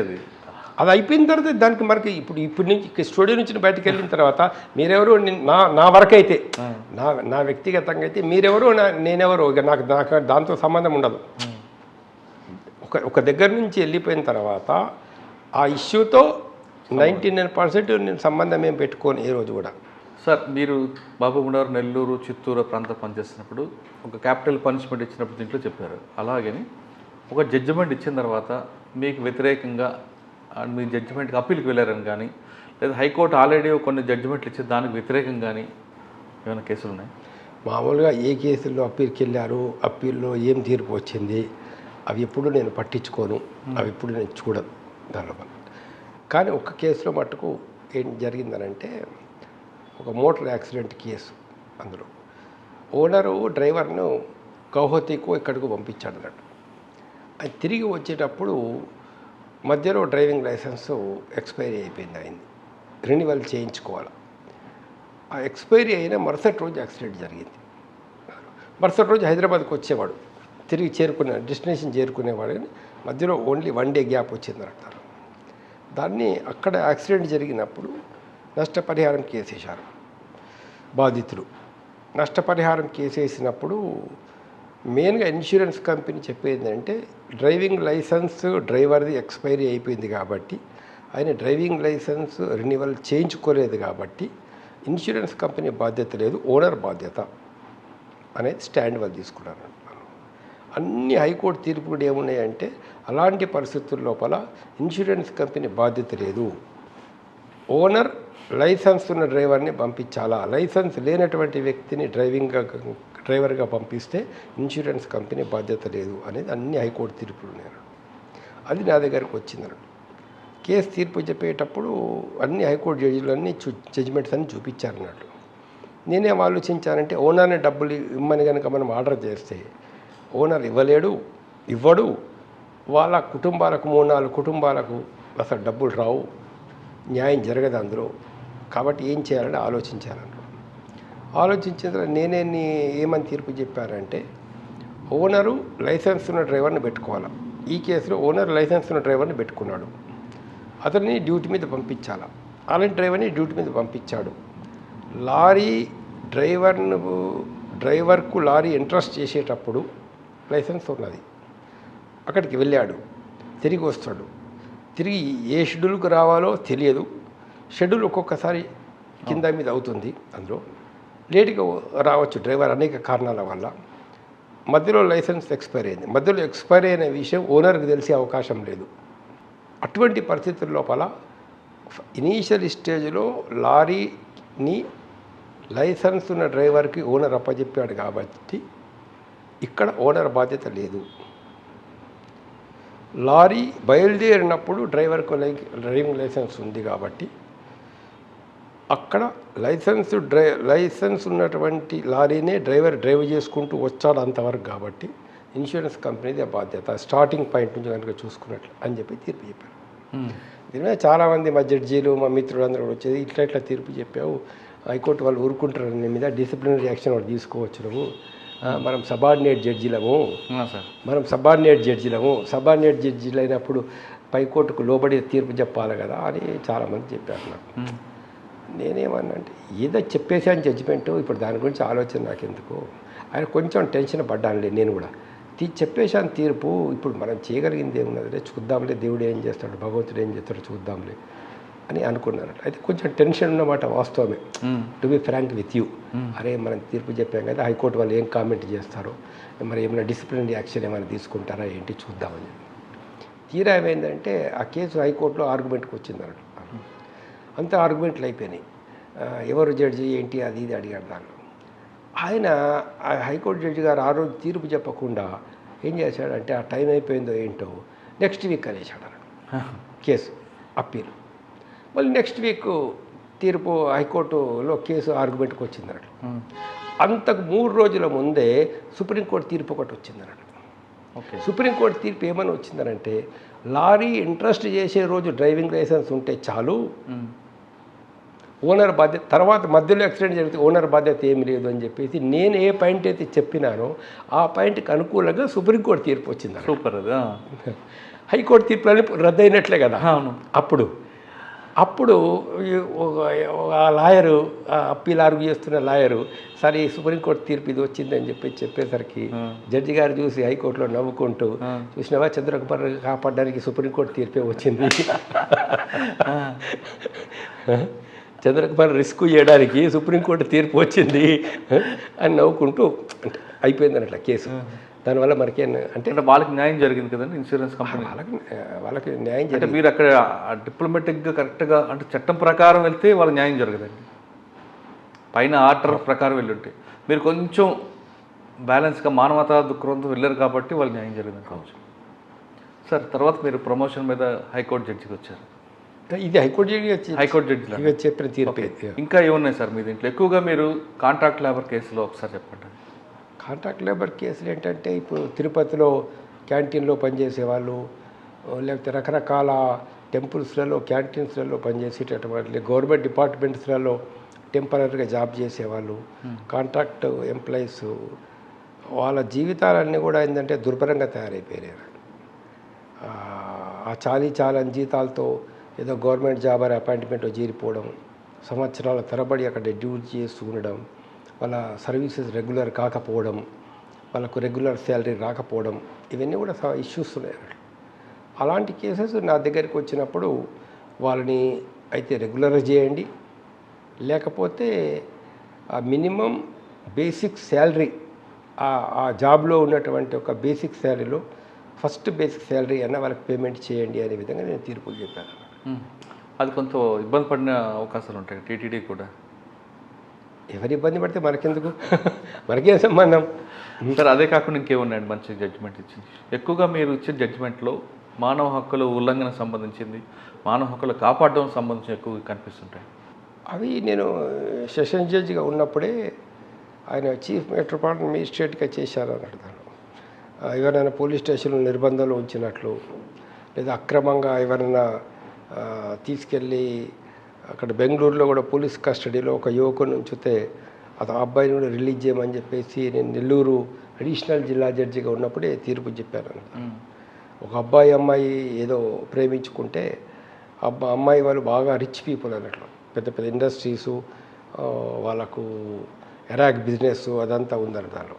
ఈ అబ్బాయి వాళ్ళేమో middle class, lower middle class వాళ్ళట్లు. సో ఈ అబ్బాయిని పట్టుకెళ్ళి అక్కడ అబ్బాయిని వాళ్ళు లారీలో వాళ్ళ ఇన్నోవా వెహికల్స్లో వేసుకొని వెళ్ళి అమ్మాయిని బాగా కొట్టి అబ్బాయిని కూడా బాగా కొట్టేసి అక్కడ రాంగ్ఫుల్ కన్ఫైన్మెంట్లో పెట్టారు, నిర్బంధించారు. ఆ అమ్మాయి తండ్రి ఎవరో వస్తే, అబ్బాయి తండ్రి వస్తే వాళ్ళ మీద సర్చ్ వారెంట్ ఇచ్చేసి ఆ అమ్మాయిని మన నెల్లూరుకు వచ్చేటట్లు ఆర్డర్స్ ఇచ్చేసినాం అన్నారు. లాస్ట్కు ఆ అమ్మాయితో కూడా మాట్లాడితే ఇట్లా మా ఫాదర్స్ నన్ను కూడా నిర్బంధించారు అచ్చా. అని చెప్పి చెప్తే ఆమెను రిలీజింగ్ ఆర్డర్ ఇచ్చేసి నీ ఇష్టం వచ్చిన వాళ్ళని పెళ్లి చేసుకోవచ్చు, నీ ఇష్టం వచ్చిన దగ్గరికి వెళ్ళిపోవచ్చు అనే విధంగా ఆర్డర్స్ ఇచ్చి నెల్లూరు పోలీసు వాళ్ళు కూడా వీళ్ళకి ప్రొటెక్షన్ ఇవ్వండి అని కూడా ఆర్డర్స్ ఇచ్చామన్నట్టు. ఓకే సార్, హైకోర్టులో కొన్ని ఎబియస్ కార్పొరేషన్ పడుతుంటాయండి. అవును. వాడిని ఆ వ్యక్తి నేరం చేస్తాడు, తప్పించుకు తిరుగుతుంటాడు, కానీ పోలీసులు పట్టుకుంటారు. పట్టుకున్న తర్వాత రికవరీ కోసమో లేదా ఇంకొక విషయంలోనూ టైం పడుతుంది. ఈలోగా ఆ వ్యక్తికి సంబంధించిన వ్యక్తులు, బంధువులు మీకు ఒక పిటిషన్ వేస్తారు. ఎంక్వైరీ కాలేదు కాబట్టి ఎబియస్ కార్పొరేషన్లో 24 అవర్స్లో ప్రొడ్యూస్ చేయాలని మీరు ఆర్డర్స్ ఇవ్వడంతో మాకు కేసు కంప్లీట్ కాకముందే మేము ప్రొడ్యూస్ చేయాలంటే పోలీసుల వాదన, దాన్ని మీరేమంటారు? అది కరెక్ట్ కాదండి, పోలీసుల స్టాండ్ కరెక్ట్ కాదు. ఏంటంటే ఒక వ్యక్తిని అరెస్ట్ చేసిన తర్వాత అందరూ మామూలుగా సరైనటువంటి పద్ధతిలో మనకు విచారణ చేస్తే మనం అన్ని ఫ్యాక్ట్స్ కనుక ఆయనకు చూపిస్తే ఆయన నేరం అంగీకరిస్తాడు. కానీ వేరే అమెరికా కానీ ఇతర దేశాలకు కానీ మన దేశానికి ఉన్న డిఫరెన్స్ ఏంటంటే వీరి నేరస్తుల నుంచి సమాచారం రాబట్టాలని చెప్పేసి ప్రయత్నం చేస్తున్నాడు. ఇతర దేశాలు అట్లా కాదు. ఫర్ ఎగ్జాంపుల్ నేను ఇప్పుడు ఇక్కడికి వచ్చాను, ఇప్పుడు వాళ్ళు ఏం చేస్తారంటే నేను 9:30కి ఎక్కడున్నాను ఇన్ఫర్మేషన్ వాళ్ళు గ్యాదర్ చేస్తారు, 10:30కి ఎక్కడున్న ఇన్ఫర్మేషన్ గ్యాదర్ చేస్తారు. నేను మా ఇంట్లో నుంచి ఎప్పుడు బయటకు వచ్చానని సీసీటీవీలు చూపిస్తున్నట్లు. అదేవిధంగా ఏంటంటే ఇప్పుడు ఈ రోడ్లో వస్తున్నాను అనుకోండి, ఇక్కడ సీసీటీవీలలో నా వెహికల్ ఎక్కడ పడిందని చూస్తారంట. మీ మెట్లు ఎక్కుతూ ఉంటే అక్కడ ఏదైనా సీసీటీవీలు ఉంటే అవన్నీ కూడా గ్యాదర్ చేస్తారు information. Finger prints, foot prints అన్నీ గ్యాదర్ చేస్తాడు. అవన్నిటితో అతను అడుగుతారు, ఇవాళ 9:30కి మీరు హస్తినాపురంలో మీ ఇంట్లో ఉన్నారు కదా అని చెప్పేసి చెప్తారంట. 9:30కి మీరు అక్కడ ఉన్నారు కదా అని చెప్తాను. నేను ఒప్పుకో తప్పదు. ఫలానా 10:30కి సికింద్రాబాద్లో ఉన్నారు కదా మీరు, లేక ఫలానా హోటల్లో టిఫిన్ చేశారు కదా, అన్నీ ఉన్నాయి, ఫొటోస్ ఉన్నాయి, సీసీటీవీలు ఉన్నాయి, అవి చూపించిన తర్వాత నేను కాదనలేను కదా. ఇట్లా చేస్తారు ఇతర దేశాల ఇన్వెస్టిగేషన్. దాంతో నేరస్తుడు నేరం అంగీకరించవలసి వస్తుంది అన్నట్లు. కానీ భారతదేశంలో మన వాళ్ళు పాత పద్ధతిలో పోతారు అన్నట్లు. వీళ్ళెవరు కూడా ఇన్వెస్టిగేషన్లో కావాల్సిన మెటీరియల్ గ్యాదర్ చేయరు. అదే ఫింగర్ ప్రింట్స్ తీసుకొని, ఫుట్ ప్రింట్స్ తీసుకొని, రకరకాలైనటువంటి ఒక కెమికల్ ఇది టెస్ట్ రిపోర్ట్స్ అన్ని కనుక దగ్గర పెట్టుకుంటే నేరస్తుడు ఏం చేయలేడు అన్నట్లు. ఇక్కడ జరిగేది ఏంటి, అరెస్ట్ చేసిన తర్వాత వీళ్ళ దగ్గర అప్పుడు ఇన్వెస్టిగేషన్ ఏమి చేయలేదు కాబట్టి అడుగుతూ ఉంటారు అంత. మామూలుగా వ్యక్తి నిజంగా కనుక చేసిన వ్యక్తి అయితే అంగీకరిస్తాడు, కొన్ని విషయాలు చెప్తాడు. దాని లోపల చెప్పలేదనుకోండి, దానిలో చెప్పకపోతే వాళ్ళ దగ్గర వేరే పద్ధతులు లేవా? చట్టరీత్యా కొన్ని పద్ధతులు ఉన్నాయి. ఏం పద్ధతులు అంటే ఆ వ్యక్తిని 24 గంటల్లో మేజిస్ట్రేట్ దగ్గర తీసుకోవాలి. మేజిస్ట్రేట్కు ఆధారాలని చూపించాలా, ఇతడు నేరం చేశాడని చెప్పడానికి ఏమున్నది మెటీరియల్ ఒకటి చూపించాలి. రెండో ఇన్ఫర్మేషన్ ఏం చెప్పెట్టాలంటే ఇతని దగ్గర నుంచి ఇంకా ఏం సమాచారం రావాలి, ఏ వస్తువులు రికవరీ కావాలి, ఇతని దగ్గర నుంచి సేకరించాల్సిన సమాచారం ఏముంది, ఇతని దగ్గర నుంచి సేకరించాల్సినటువంటి వస్తువులు ఏమున్నాయి అనే విషయంలో పోలీసులో క్లారిటీ ఉండాలంట. క్లారిటీగా మేజిస్ట్రేట్ గారికి చెప్పారనుకోండి, మాకు 7 days కస్టడీ ఇవ్వమని అడగచ్చు. వాళ్ళు 7 days ఇవ్వకపోయినా 4 days 3 days మేజిస్ట్రేట్ గారు తప్పనిసరి ఇస్తారు. ఆ 3 daysలో నువ్వు వాళ్ళని అడిగితే చెప్తాడు.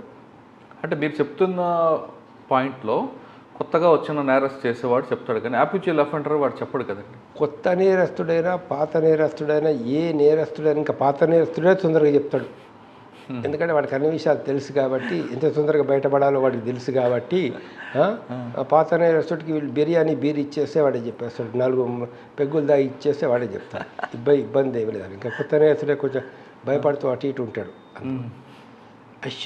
ప్రాపర్ అష్యూరెన్స్ ఇస్తే వాళ్ళే చెప్తారు. ఓకే సార్, మీ సర్వీస్లో ఒక రిమైండ్ వచ్చింది అనుకోండి, రిమైండ్ చూసిన తర్వాత రిజెక్ట్ చేసే కేసులు ఉన్నాయా? మాకు అటువంటి పరిస్థితులు మాకెప్పుడు రాలేదు. ఓకే, రిమాండ్ చూసి ఏమాత్రం అక్కడ కేసు చేశాడు, నేరం చేశాడు అటువంటి ఒక ప్రయోగ కేసు ఉంటే రిమాండ్ పంపించేవాళ్ళు. అచ్చా సార్, మీ సర్వీస్లో హైకోర్టులో మీకు బాగా గుర్తుండిపోయిన మంచి కేసు ఒకటి చెప్పండి. చాలా ఉన్నాయండి. ఇప్పుడు చంద్రకుమార్ గారు కేసు అనగానే, జడ్జిమెంట్ అనగానే అదొక రోల్ మోడల్గా కనిపిస్తుంటుంది పోలీస్ ఆఫీసర్. ఇప్పుడు ఫర్ ఎగ్జాంపుల్ ఏంటంటే ఇక్కడ హైదరాబాద్లో వరంగల్ హైదరాబాద్ నుంచి వరంగల్ వెళ్ళే ఒక ట్రైన్లో ఒక 15 ఏళ్ళ అబ్బాయి టీ అమ్ముతూ ఆ మధ్యలో నుంచి పడిపోయి చనిపోయాడు. అయ్యో, ట్రైన్ యాక్సిడెంట్ అయిపోయి. అంటే భోగి మధ్య, రెండు భోగిల మధ్య, రెండు భోగిల మధ్య నుంచి వెళ్ళేటప్పుడు, లేకపోతే ఈ భోగి నుంచి ఆ భోగి నుంచి పక్క నుంచి వెళ్ళేటప్పుడు, మొత్తం మధ్య నుంచి వెళ్ళేటప్పుడే స్లిప్ అయిపోయి పడిపోయాడు. మీదికి వెళ్ళి చక్రాలు పోయినాయి, పీసెస్ అయిపోయి ఆయన చనిపోవడం జరిగిందట. తల్లి రైల్వే వాళ్ళ మీద కేసు వేసింది, మాకు కాంపెన్సేషన్ కావాలి, ఒకే అబ్బాయి చనిపోయాడు, 15 ఏళ్ళ అబ్బాయి చనిపోయాడు, మాకు డబ్బులు ఇప్పించండి అని చెప్పేసి ఆమె అడిగిందన్నమాట. అన్ని కోర్టులు రైల్వే ట్రిబ్యునల్తో సహా మిగతా కోర్టులన్నీ కూడా ఏమని చెప్పాయంటే, అతడు వ్యాలిడ్ ప్యాసింజర్ కాదు కాబట్టి తల్లికి డబ్బులు ఇవ్వాల్సిన అవసరం లేదు. వ్యాలిడ్ ప్యాసింజర్ అంటే పాస్ ఉండాలా, అయితే టికెట్ ఉండాలా. ఆ అబ్బాయి దగ్గర టికెట్ లేదు, అబ్బాయి దగ్గర పాస్ కూడా లేదు కాబట్టి is not valid passenger. Valid passenger కాదు కాబట్టి రైల్వే డిపార్ట్మెంట్ బాధ్యత లేదు, కాబట్టి తల్లికి డబ్బులు ఇవ్వాల్సిన అవసరం లేదని చెప్పేసి నా దగ్గరకు వచ్చింది కేసు. చూస్తే అంత రికార్డ్స్ అన్నీ చదువుతాను జనరల్గా, నేను చదువుతున్నా మొత్తం రికార్డ్ అన్నా. చదివిన తర్వాత తీర్పు చెప్పాను. నేనేమని తీర్పు చెప్పానంటే, ప్రమాదం జరిగిన తర్వాత శవ పంచనామా జరిగింది. శవ పంచనామాలో ఉన్న కొలతల మేరకు ఈ చనిపోయిన వ్యక్తి యొక్క చొక్కా 50 మీటర్ల దూరంలో పడింది, ప్యాంట్ పీస్ 20 మీటర్ల దూరంలో పడింది, ఆ తెగిపోయినటువంటి చేతు 5-6 అడుగుల దూరంలో పడిపోయింది. ఒక ప్యాంట్ పీసు ఒక 20 మీటర్ల దూరంలో పడిందంటే, ఒక 5-10 మీటర్ల దూరంలో పడింది అంటే, చొక్కా ఒక 50 మీటర్ల దూరంలో పడింది అని అంటే, ఆ చొక్కా జేబులో ఉన్న కాగితం ముక్క ఎంత దూరంలో పడి ఉండొచ్చు. ఆ అబ్బాయి కనుక టికెట్ కొనుక్కొని ఉన్నాడు, ఎంత ఉంది టికెట్, ఎంత ఉంటుంది? ఎంత పెద్ద ప్రమాదంలో తీవ్రమైన గాలి, ఆ రైలు స్పీడ్కు అక్కడ ఉండేటువంటి అన్నీ కూడా చెల్లాచెదరుగా పడిపోయిన సందర్భంగా ఆ ట్రైన్ టికెట్ ఎంత దూరంలో పడి ఉండొచ్చు, లేదా ఆ పాస్ కాగితం ఉంటుంది, ఇంత చిన్న ముక్క ఉంటుంది పాస్, ఆ పాస్ ఎంత దూరం పడి ఉండొచ్చు. ఎవరు వెతకాల? స్పాట్కి ఎవరు వెళ్ళారు అక్కడ? ఫస్ట్ రైల్వే పోలీసు వెళ్ళింది. వెతకాల్సిన బాధ్యత ఎవరిది? రైల్వే పోలీసులు. మేము పాస్ వెతికామని వాళ్ళు రాశారా? రాయలేదు. అక్కడ పాస్ దొరకలేదని రాశారా? రాయలేదు వాళ్ళు అక్కడ. టికెట్ మేము వెతికాము దొరకలేదని రాశారా? రాయలేదు వాళ్ళు అక్కడ. అక్కడ ఒక లిస్ట్ ఏర్పాటు చేస్తారు వరంగల్ స్టేషన్లో, టీ వెండర్స్ది.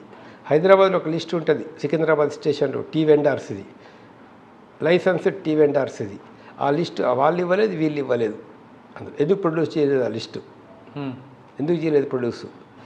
అబ్బాయికి లైసెన్స్ ఉండిండొచ్చు, లైసెన్స్గా తీసుకొని ఆయన ట్రైన్లో ప్రయాణం చేస్తున్నాడు, ఆ జేబులో నుంచి కాగితం ఎక్కడ ఎగిరిపోయి ఉండవచ్చు, లేదా టికెట్ ఎక్కడ ఎగిరిపోయి ఉండొచ్చు. ఆ తల్లికి ఏం బాధ్యత ఉంటుంది? ఎలా వెతుకుతుంది?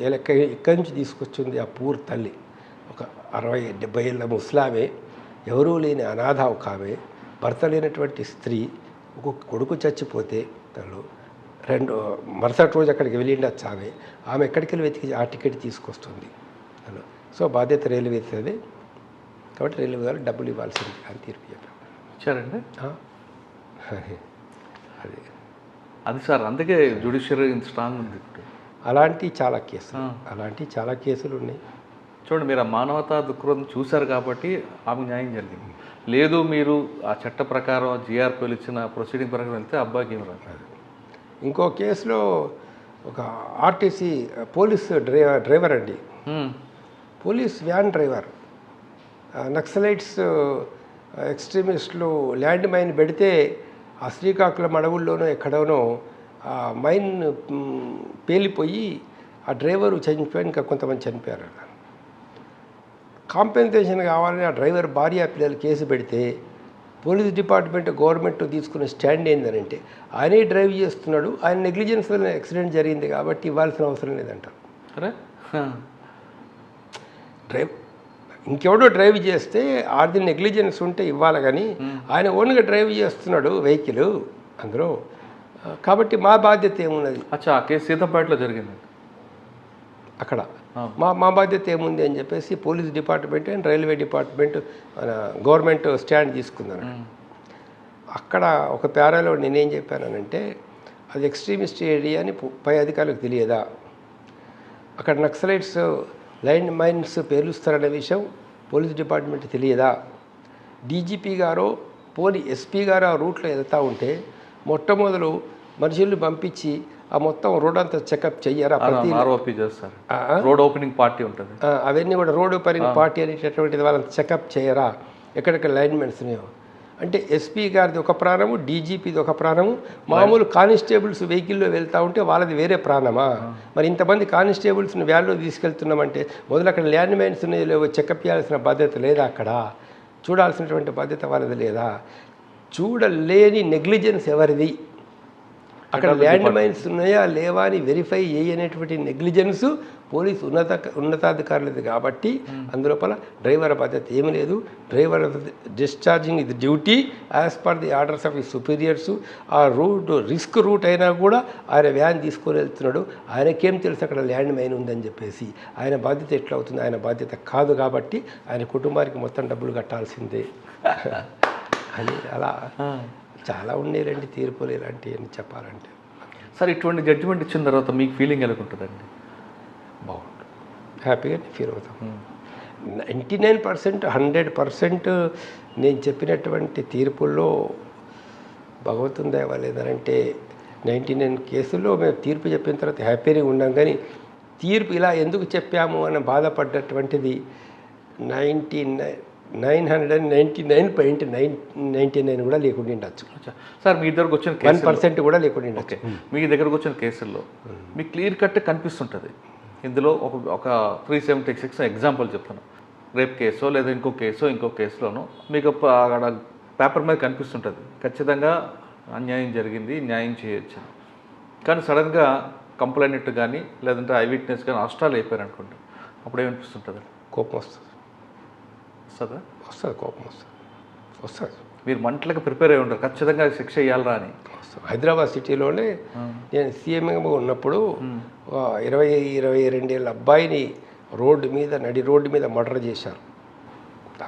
ముస్లిం అబ్బాయి, తల్లి చూసింది, కొడుకు చూశాడు, అన్న చూశాడు, అందరు సాక్షులు. అన్న కోర్టుకు వచ్చి చెప్తాడు, ఈ నేరస్తులు ఎవరో నాకు తెలియదు అని చెప్తాడు, ఇలా నేను చూడలేదంటాడు. చెల్లెలు కోర్టుకు వచ్చి చెప్తుంది, ఈ నేరస్తులు ఎవరో నాకు తెలియదు, నేను చూడలేదని చెప్తాడు.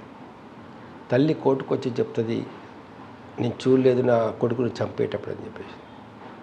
చాలా కోపం వచ్చింది నాకు. దాని చేసి ఏమ్మా నీ కన్న కొడుకును నీ ముందు చంపేస్తే నువ్వు ఇట్లా చెప్తున్నావు కదా. ఆమె కొడుకు కూడా ఏడ్చుకుంటూ ఒక విషయం చెప్పింది. సార్ చనిపోయిన కొడుకు ప్రాణాల గురించి ఆలోచించాలా, ఇప్పుడు బతుకున్న కొడుకు బిడ్డ వీళ్ళ ప్రాణాల గురించి ఆలోచించాలి. మాకే రక్షణ ఉంది. ఎన్నోసార్లు చెప్పాం పోలీసు వాళ్ళకు మాకు రక్షణ కల్పించమని. వాళ్ళు రక్షణ కల్పిస్తే మరో విధంగా చెప్పేదాన్ని. మాకు ఏ రక్షణ లేదు కాబట్టి తప్పదు అని చెప్తాను. మీరేం డెసిషన్ తీసుకున్నారండి? అప్పుడు ఏం చేయగలని చెప్పండి.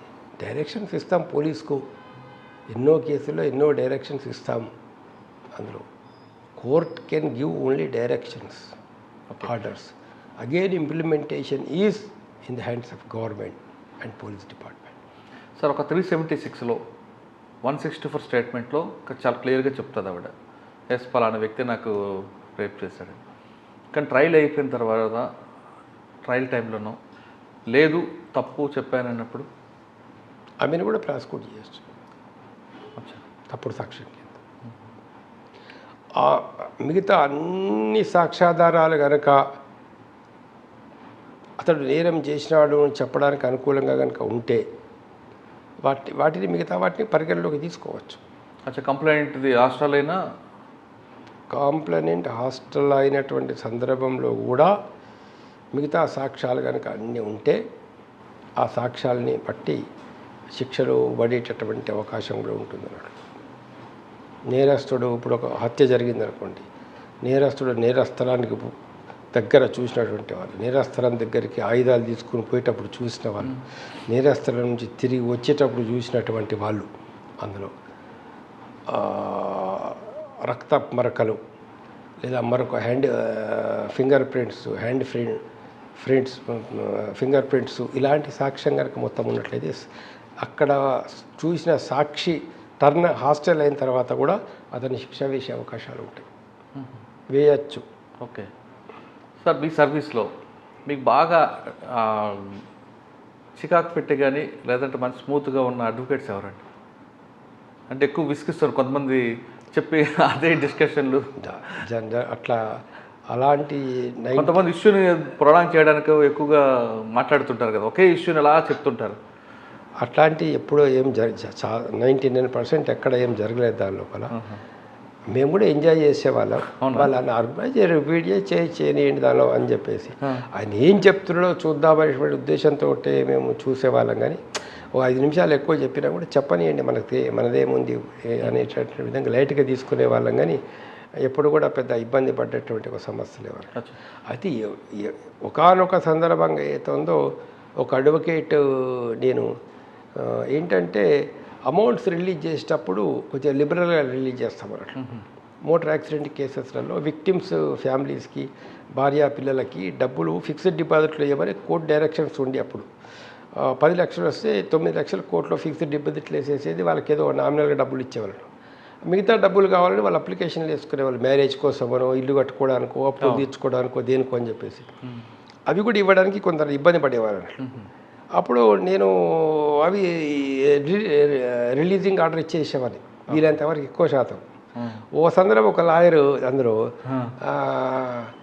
ఆ ఫలానా చనిపోయినటువంటి వాడు అడ్వకేట్ కాబట్టి మీరు పక్షపాతంతో రిలీజింగ్ ఆర్డర్ ఇస్తున్నాడు అని అన్నాడు. దానిలో ఓన్ని దుంపదేగా అసలు వాడేవాడు చనిపోయినాడు, అది ఆ పేరు చూడలేదు, నేను ఊరు చూడలేదు, వాడేదో విశాఖపట్నం ఇక్కడ ఏరియాను ఆ అడ్వకేట్ ఇప్పుడు నువ్వు చెప్తే కానీ నాకు తెలియదు. రిలీజ్ ఆర్డర్ ఇస్తూ ఉంటాం జనరల్గా, నువ్వు నేనేదో దురుద్దేశంతో ఇచ్చిన అని చెప్పి చెప్తా ఉంటే నా త్రోట్ లైఫ్లో ఏ ఒక్క కేసులో నేను దురుద్దేశంతో ఇచ్చింది ఒక్కడైనా చూపిస్తున్నావు ఎగ్జాంపుల్. అందులో ఆ రోజు కొద్ది కోపానికి వచ్చాను. ఒక్క కేసులో అయినా నేను ఎక్కడైనా కానీ పక్షపాతంతో కానీ లేదా మరో ఉద్దేశంతో కానీ ఎక్కడైనా నేను ఆర్డర్ చెప్పినట్టు ఎవరన్నా ఒక్క అడ్వకేటు చిత్తూరు కానీ నెల్లూరు కానీ తిరుపతి కానీ ఎక్కడైనా కానీ చెప్తాడా నువ్వు అందులో సిడిసిగుట్లో కానీ ఏం మాట్లాడుతున్నావా విధవ అనలేదు, కానీ దానిలో మనసులో అనుకునే అందులో అలా కోపం వచ్చిందన్నట్టు ఒక్కరోజు. దానిలో సాధారణ జనరల్గా అడ్వకేట్స్ ఏదో చేస్తూ ఉంటారు, ట్రిక్స్ చేస్తూ ఉంటారు, కానీ దానికి మనం పెద్ద ఇబ్బంది పడాల్సిన అవసరం ఏం లేదు.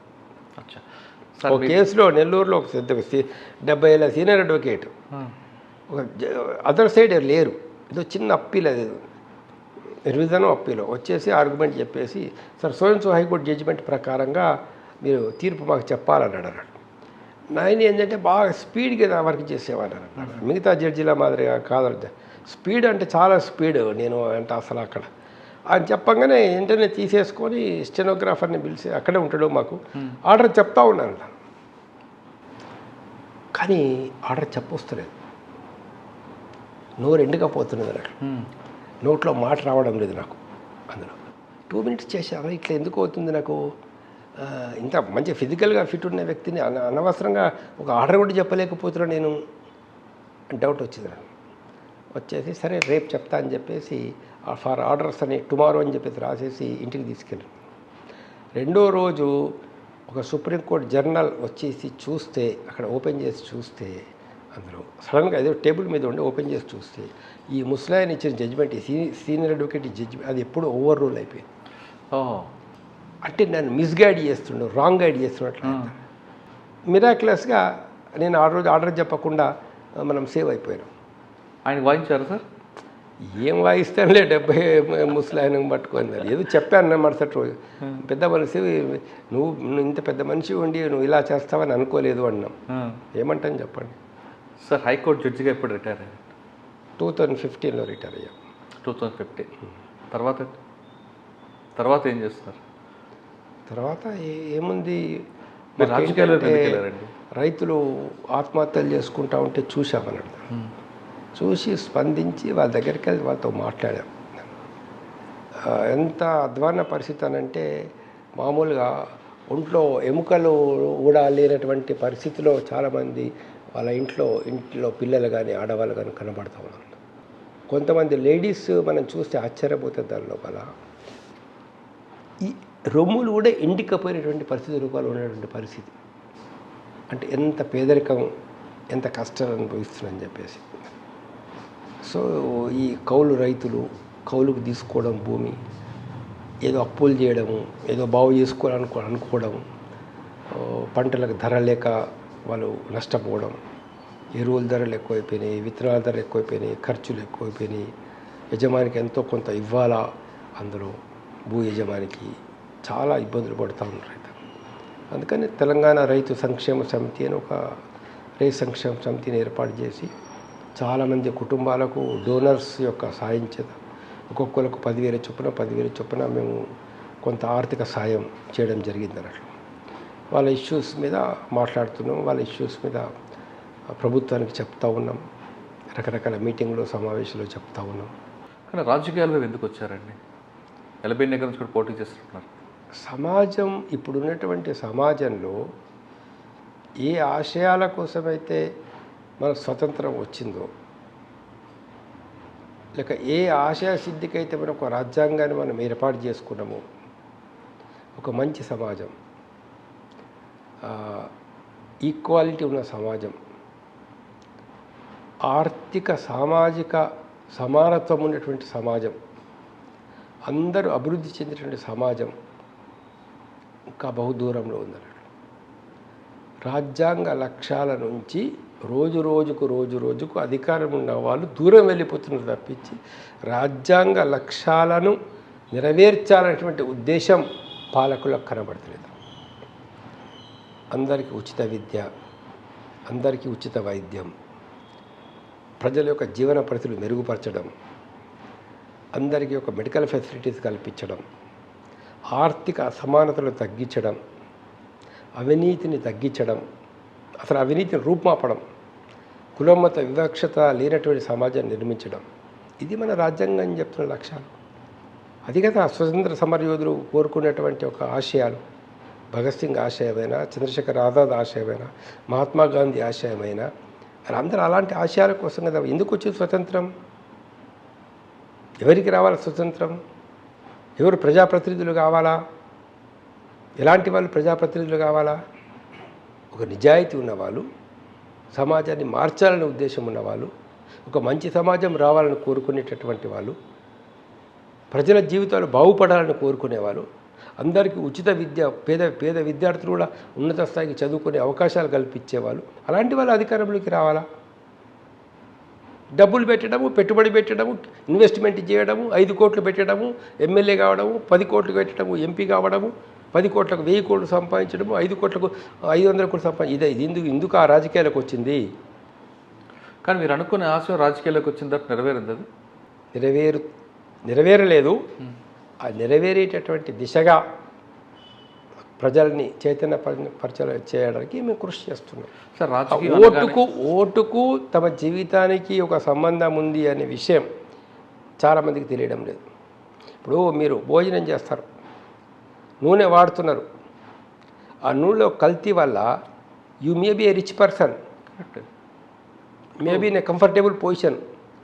మీరు రిచ్ పర్సన్ అయినా, కంఫర్టబుల్ పొజిషన్ అయినా కూడా మీ పిల్లలకు, మన పిల్లలకు సొసైటీలో రక్షణ లేని సమాజంలో మనం ఉన్నాం. ఇవాళ ఏమి తింటే ఎందులో కల్తీ ఉందో తెలియని పరిస్థితి లోపల ఉన్నాం. ఆహారం మొత్తం వాతావరణంలో కాలుష్యం పెరిగిపోయే పరిస్థితులు ఉన్నాం. భూమి యొక్క సారం మొత్తం పూయిపోయి పెస్టిసైడ్స్, రకరకాలైనటువంటి ఒక రసాయనాల భోజనాలు చేయాల్సినటువంటి పరిస్థితి లోపల మనం వస్తున్నాం. So this society is in such a position ఏదైతుందో, ఈ సొసైటీని మార్చినంత వరకు సేఫ్టీ లేదు. ఆడపిల్లకు సేఫ్టీ లేదు. బయటకు వెళ్తే ఎడ్యుకేషన్, సైంటిఫిక్ ఎడ్యుకేషన్ దొరుకుతలేదు, ఒక రియల్ ఎడ్యుకేషన్ దొరుకుతలేదు. సమాజంలో ఉన్నటువంటి ఇప్పుడు ఒక చెయ్యి ఇంత లావ్ అయిపోయి ఒక చెయ్యి ఇట్లా సన్నగా ఉంటే అది సమాజం. ఒక కాలు ఇంత లావ్ అయిపోయి ఒక కాలు సన్నగా ఉంటే బాడీ ఎట్లా ఉంటుంది? ఒకటి దగ్గర రోజుకు 1700 కోట్ల ఆదాయం, ఒక వ్యక్తికి రోజుకు 700 రూపాయలు కూడా లభ్యం కావడం లేదనంటే మరి ఆర్థిక అసమానతలు ఎట్లా పెరిగిపోతున్నాయి సమాజంలో? కానీ మన దగ్గర తెలంగాణ రాష్ట్రంలో తలసరి ఆదాయం పెరిగిందని చెప్తున్నారు కదా. ఎవరికి పెరిగింది తలసరి ఆదాయం? తలసరి ఆదాయం అంటే ఏంటిది? రామేశ్వరరావు ఇన్కమ్ కూడా పట్టుకోవాలా, లేకపోతే అమ్మిగా కృష్ణారెడ్డి కూడా ఇన్కమ్ పట్టుకోవాలా, నీ ఇన్కమ్ పట్టుకోవాలి, నా ఇన్కమ్ పట్టుకోవాలి, కూలివాడి ఇన్కమ్ అందరినీ కలిసి తలసరి ఆదాయం లెక్కేయాలా? వేసుకోండి, అప్పుడు పెరుగుతుంది. కానీ రాజకీయం అనగానే డబ్బులతో కూడుకున్న వ్యవహారం, అది మీరు అన్నట్లుగా ఒక వ్యాపారం అది. కానీ మీలాంటి ముక్కుసూటితనం, నిజాయితీగా, నీతిగా, పేదవాడ పక్షాన ఉండే వాళ్ళకి ఆ రంగం సూట్ అవుతుందని మీరు అనుకున్నారా? లేదు దిగిన తర్వాత తెలిసింది అందరి లోతు? రాజకీయాలు మాకు సూట్ కావాలని కాదు కదా మేము రాజకీయాలకు వచ్చింది. కానీ పేద ప్రజల కోసం మీరు వచ్చారు, వేరు. రాజకీయాలు సూట్ కావాలనో లేక రాజకీయాలకు రావడం వల్ల మేమేదో లబ్ధి పొందాలనో, రాజకీయాలకు రావడం వల్ల లబ్ధి కోసం, మార్పు కోసం వచ్చారు, ఏదో పదవి పొందాలనో, లేదా దాన్ని ఏదో బిజినెస్ చేసుకోవాలని కాదు కదా రాజకీయాలకు వచ్చింది. ఒక క్లారిటీ మాకుంది. ఏం క్లారిటీ ఉంది? ఈ ప్రజెంట్ సొసైటీ బాగలేదు, అవినీతి చాలా ఎక్కువైపోయింది, ఒక నీతివంతమైనటువంటి సమాజం రావాలా, ఒక ధర్మబద్ధమైన మంచి సమాజం రావాలా అని మనం కోరుకుంటున్నాం. ఎలా వస్తుంది? ఓ ప్రత్యామ్నాయాలు చూపిస్తున్నాం ప్రతిదానికి కూడా. దానికోసం మనం కృషి చేస్తాం. అది అది అది రాజకీయం. అంటే ఈ మార్పు ఎప్పుడు వచ్చే అవకాశం ఉందండి? మార్పు ఇప్పుడు ప్రజలు ఒక యువకుడు ఇవాళ MBA ఎదుర్కొన్న యువకుడు కూడా నా అన్ఎంప్లాయ్మెంట్కి కారణము ఈ ప్రభుత్వాలు అనుకోవడం లేదు. అవును, ఆయనకి ఏదో పథకం ఇస్తే చాలు అనుకుంటున్నాడు. అది ఇప్పుడు ఏంటంటే ఒక కాంట్రాక్ట్ లేబర్ కానీ, ఒక మున్సిపాలిటీలో పనిచేసే చెత్త తీసేటువంటి కార్మికులు కానీ మా జీవితం ఇంత దుర్భరంగా ఉండడానికి మా ఓటుకు సంబంధం ఉందనే విషయం ఆయన తెలుసుకోవడం లేదు. ఎలాంటి ప్రభుత్వం రావాలా, ఎలాంటి వాళ్ళని మేము ప్రజాప్రతినిధులుగా ఎన్నుకోవాలా, ఏ ఆశయాలు ఉన్న వాళ్ళని మేము మా ప్రజాప్రతినిధులుగా ఎన్నుకోవాలా, ఎవరి చేత ప్రభుత్వం ఏర్పాటు చేయాలంటే విషయం భారతదేశంలో ఉండేటువంటి ఒక పేద ప్రజలు గమనించిన రోజు, తెలుసుకున్న రోజు, రైతుల ప్రయోజనాలను కాపాడే వాళ్ళు ఎవరు, కూలీల ప్రయోజనాలను కాపాడే వాళ్ళు ఎవరు, అందులో సఫరింగ్ పీపుల్ యొక్క ప్రయోజనాలను కాపాడే వాళ్ళు ఎవరు, లేక అనిశ్చయత గురవుతున్నటువంటి వాళ్ళ ప్రయోజనాలను కాపాడే వాళ్ళు ఎవరు, అలాంటి వాళ్ళని ప్రజాప్రతినిధులుగా ఎన్నుకున్నటువంటి రోజు సమాజం మారుతుంది. అలాంటి వాళ్ళు ఉన్నారా అంటే అలాంటి వాళ్ళు వస్తారు, రారని కాదు. ప్రతి దానిలో ప్రతి సమయంలో పని ఏదైతుందో ఎవరో కొంతమంది, ఆ రోజు భగత్ సింగ్ వచ్చాడు, చంద్రశేఖర్ ఆజాద్ వచ్చాడు, అల్లూరి సీతారామరాజు వచ్చాడు, నేతాజీ సుభాష్ చంద్రబోస్ వచ్చాడు. తర్వాత కాలంలో ఎన్నో ఉద్యమాలు వచ్చినాయి. తెలంగాణ ఉద్యమంలో కూడా ఎంతోమంది నిజాయితీ పరులు వచ్చారు, కొంతమంది ప్రాణాలు కూడా అర్పించారు. అందులో మంచి వాళ్ళు ఉంటారు, కొంత మోసగాళ్ళు కూడా ఉంటారు, లీడర్షిప్ ఇవ్వడానికి వచ్చిన వాళ్ళు ఉంటారు, ఉద్యమాన్ని తమ స్వార్థాన్ని ఉపయోగించుకునే వాళ్ళు ఉంటారు, ఉద్యమం పేరుతో బేరాలు పెట్టి పోస్టులు సంపాదించే వాళ్ళు ఉంటారు, అన్ని రకాలైనటువంటి వాళ్ళు ఉంటారు. కానీ అందులో చూజ్ చేసుకోవాలి. కరెక్టే సార్. ఓటు అనగానే డబ్బులతో కొనుక్కునే పరిస్థితికి తీసుకొచ్చారు. 1000 రూపాయలకు, 5000కో, 2000కో. ఆ డబ్బులు మా డబ్బులే మాకు ఇస్తున్నాడనే భావనలో ఉన్న వాళ్ళకి మీరు ఇచ్చే మెసేజ్ ఏంటంటే? ఒకటి ఏంటంటే ఓటుకు జీవితానికి సంబంధం ఉంది. కానీ మీరు డబ్బులు ఇచ్చాడు కాబట్టి ఓటు వేస్తాం అంటారు. నా ఓటు నా భవిష్యత్తును నిర్ణయం చేస్తుంది అనే విషయం ఫస్ట్ తెలుసుకోవాలి. రెండవది, డబ్బులు ఓటు ఇస్తున్నాడు అని అంటే ఆ డబ్బులు అతనికి ఎక్కడి నుంచి వచ్చినాయి? మాకు అన్నీ అనవసరం, మా డబ్బులు మాకు ఇస్తున్నాడు అంతే. మా డబ్బులు ఆ డబ్బులు అతనికి ఎక్కడి నుంచి వచ్చినాయి అంటే మనని దోచుకునే డబ్బులు ఆయన దగ్గర ఉన్నాయి. ఇప్పుడు అది కాదండి, అంటే ప్రజలు కూడా ఇప్పుడు అవినీతిని యాక్సెప్ట్ చేస్తున్నారండి, అదొక ఇన్బిల్ట్ అయిపోయిందని. ఓకే యాక్సెప్ట్ చేస్తున్నా. కానీ ఇప్పుడు నేను విషయం ఏంటంటే, ఇప్పుడు నా జేబులో ఓ పర్సు ఉంది, పర్సులో 10,000 ఉన్నాయి. మీరు నా పర్సు కొట్టేసి మళ్ళీ వచ్చేసి సార్ మీకు ఈ పూట భోజనానికి లేవా 100 రూపాయలు ఇస్తున్నా అని చెప్తున్నారు నాకు. అవును, ఉంటే నేను ఎంత సంతోషపడుతున్నా అంటే మహానుభావుడు చూసావా నాకు 100 రూపాయలు ఇస్తున్నా. కానీ నా పర్సు కొట్టడం విషయం వాడికి తెలియట్లేదు కదా. తెలుసుకున్న రోజు వస్తుంది, సమాజం మారుతుంది. వీళ్ళ కష్టం ఏమైపోతుంది? ఇంత కష్టపడుతున్నారు రైతులు కానీ, కార్మికులు కానీ, నిరుద్యోగులు కానీ, ఉద్యోగులు కానీ, వీళ్ళ కష్టం ఏమవుతుంది, ఎటుపోతున్నది వీళ్ళ కష్టం అనే విషయం తెలుసుకున్న రోజు ఎక్స్ప్లాయిటేషన్ ఎలా జరుగుతుంది సమాజంలో, దోపిడీ ఎలా జరుగుతుంది, అవినీతి ఎలా ఉంది, ఈ అవినీతికి ఈ పరిపాలకులకు మధ్య ఉన్న సంబంధం ఏంటి అనే విషయాలు తెలుసుకుంటారు. అయితే ఏంటంటే సిస్టమ్ వాళ్ళకు అనుకూలంగా ఉంది కాబట్టి టీవీలు కానీ, పత్రికలు కానీ, మీడియా కానీ, ఎవ్రీథింగ్ ఇదేతుందో సెలబుల్ కమాడిటీ అయిపోయింది వాళ్ళ మార్కెట్లో. Everything has become a sellable commodity కాబట్టి మనం అనుకున్నటువంటి ఒక ప్రజా చైతన్యం రావడానికి కొంత సమయం పడుతుంది. సార్ ఇప్పుడు మీరు చెప్తున్న ఈ వాతావరణంలో టోటల్గా వాళ్ళు అనుకున్నట్లుగా మీడియా కానీ అన్నీ ఉన్నాయి కాబట్టి వాళ్ళు చెప్పిందే వేదం అనే పరిస్థితి ప్రజలు నమ్ముతున్నారు కాబట్టి ఇటువంటి సిచ్యువేషన్ నుంచి మీరు అనుకున్నట్లు సామాన్యుడు సమాజంకి తన ఓటు ఎంత ప్రభావం చూపిస్తుందని తెలుసుకునే రోజు వస్తుందంటారా? ఒక్కరోజు మోసపోతారు, రెండో రోజు మోసపోతారు, మూడో రోజు పోతాడు. ఇప్పుడు ఫర్ ఎగ్జాంపుల్ ఒక వ్యక్తి ఇవాళ బీటెక్ పాస్ అయ్యాడు, ఎంటెక్ పాస్ అయ్యాడు, నెక్స్ట్ ఇయర్ ఆలోచిస్తాడు ఇది మీడియాలు చెప్పిన నిరుద్యోగం ఎందుకుందా అందుకుందా అని చెప్పేసి ఏదో వాళ్ళ మీడియా ప్రభావంలో ఉంటాడు.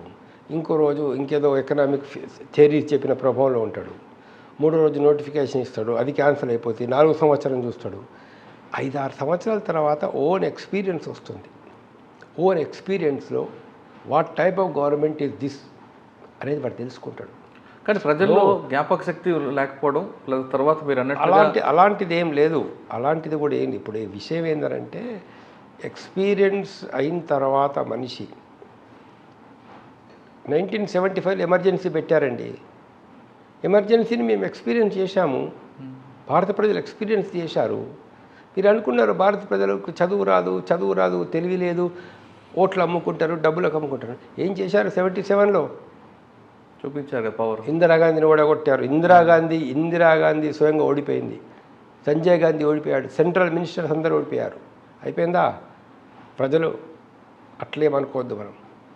ఇక్కడ 78లో 81లో 79, 80, 81, 82లో ఇలాంటి ప్రభుత్వాలను చూసుకున్నాం దాని లోపల.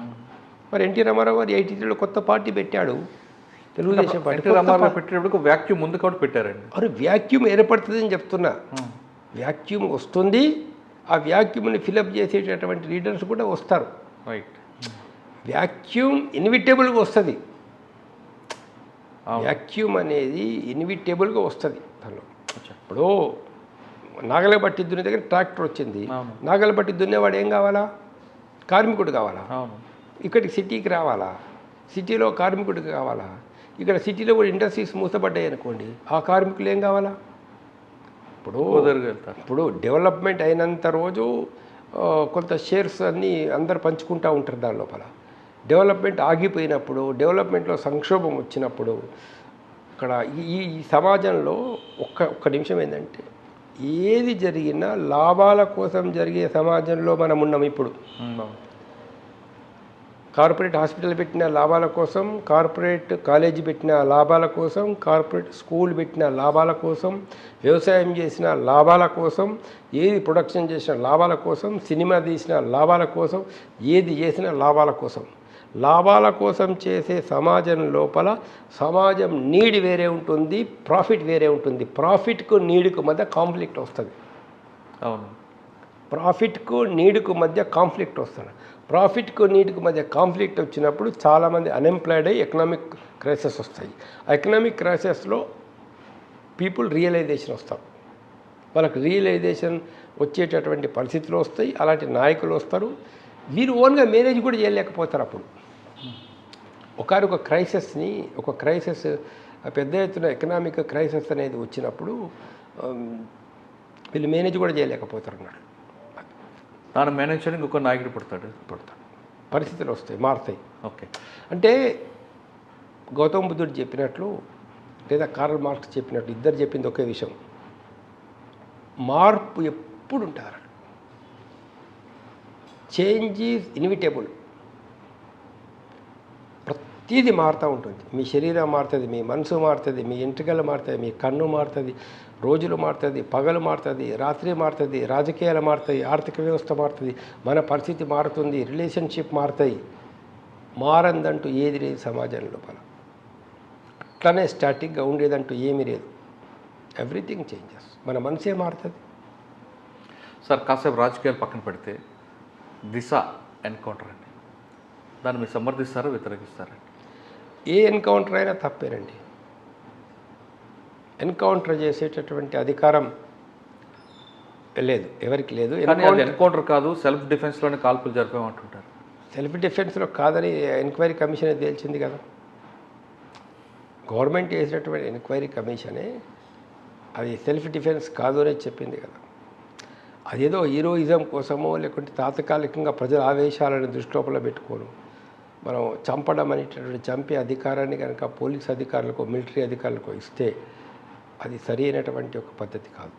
ఎందుకంటే ఒక పోలీస్ అధికారికి రేపు తెల్లారి ఒక వ్యక్తి నేరం చేశాడో చేయలేదో నిర్ణయం చేసి అధికారం ఎవరి చేతిలో పడిపోతుందంటే అక్కడ ఉండే ఎస్ఐ చేతులకు, సిఐ చేతులకు, ఎస్పీ చేతులకు పోతున్నారు.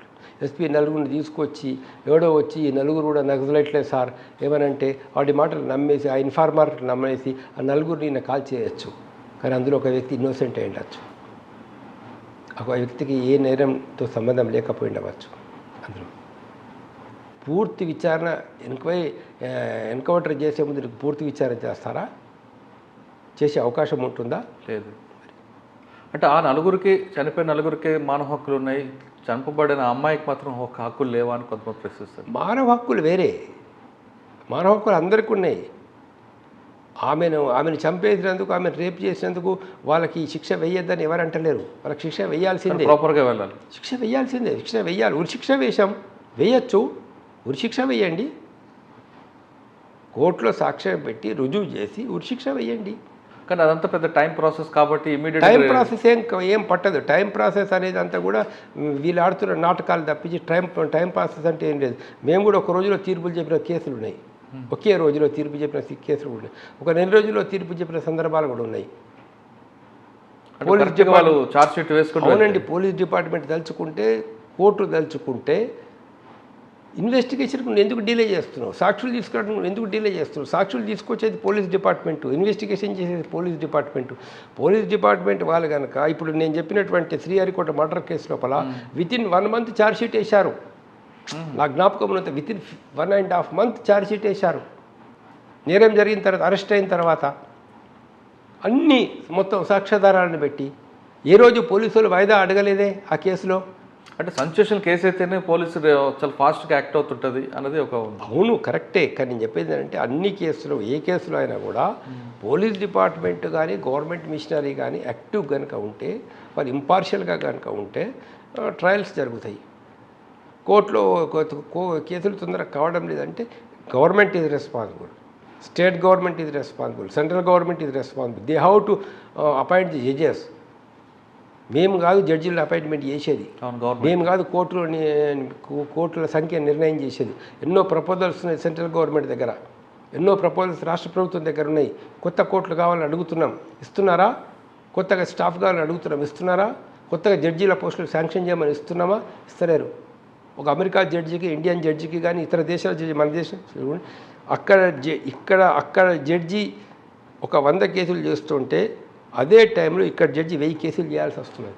అందుకే పెండెన్సీ పెరుగుతుంది. ఎంత బర్డన్ పెరిగింది. అంటే కేసుల పెండెన్సీ అదే మెయిన్ రీజన్. కేసుల పెండెన్సీ వల్ల బర్డన్ పెరిగింది. ఎట్లా తగ్గించాలి పెండెన్సీ? కోర్టుల సంఖ్య పెంచాలా, జడ్జిల సంఖ్య పెంచాలా, ఇన్వెస్టిగేటర్స్ సంఖ్య పెంచాలా, అప్పుడు తగ్గుతుంది. సార్ ఇంకా ఫైనల్గా వస్తే ఈ ప్రొఫెషన్లో రావాలనుకున్నాం అంటే లా ప్రొఫెషన్లోకి మీరు ఇచ్చే మెసేజ్ ఏంటంటే? ఒకటండి, లా ప్రొఫెషన్లోకి రావాలి అంటే ఫస్ట్ ఎందుకు వస్తున్నావో క్లారిటీ నీకు ఉండాలి.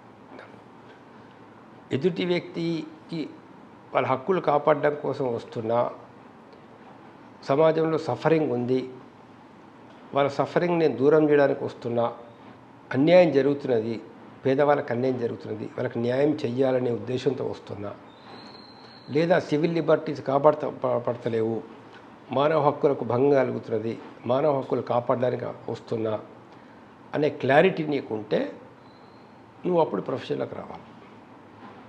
లేదు మరో క్లారిటీ ఉందనుకోండి, నేను దీన్ని ప్రొఫెషన్ ఒక వ్యాపారంగా చేయదలుచుకున్నాను, నేను కంపెనీ కేసెస్ చేస్తాను, డబ్బులు సంపాదిస్తాను, నాకు ఆ క్లారిటీ ఉంది, అందుకోసం నేను వస్తాను ప్రొఫెషన్లోకి. ఓకే రా. ఎందుకు ప్రొఫెషన్లకు వస్తున్న విషయంలో క్లారిటీ ఉంటే దానికి సంబంధించిన సబ్జెక్ట్స్ నువ్వు తీసుకుంటావు, అందులో స్టడీ చేస్తావు, దానికి అనుకూలంగా నీ వర్క్ ఉంటుంది అన్నట్లు.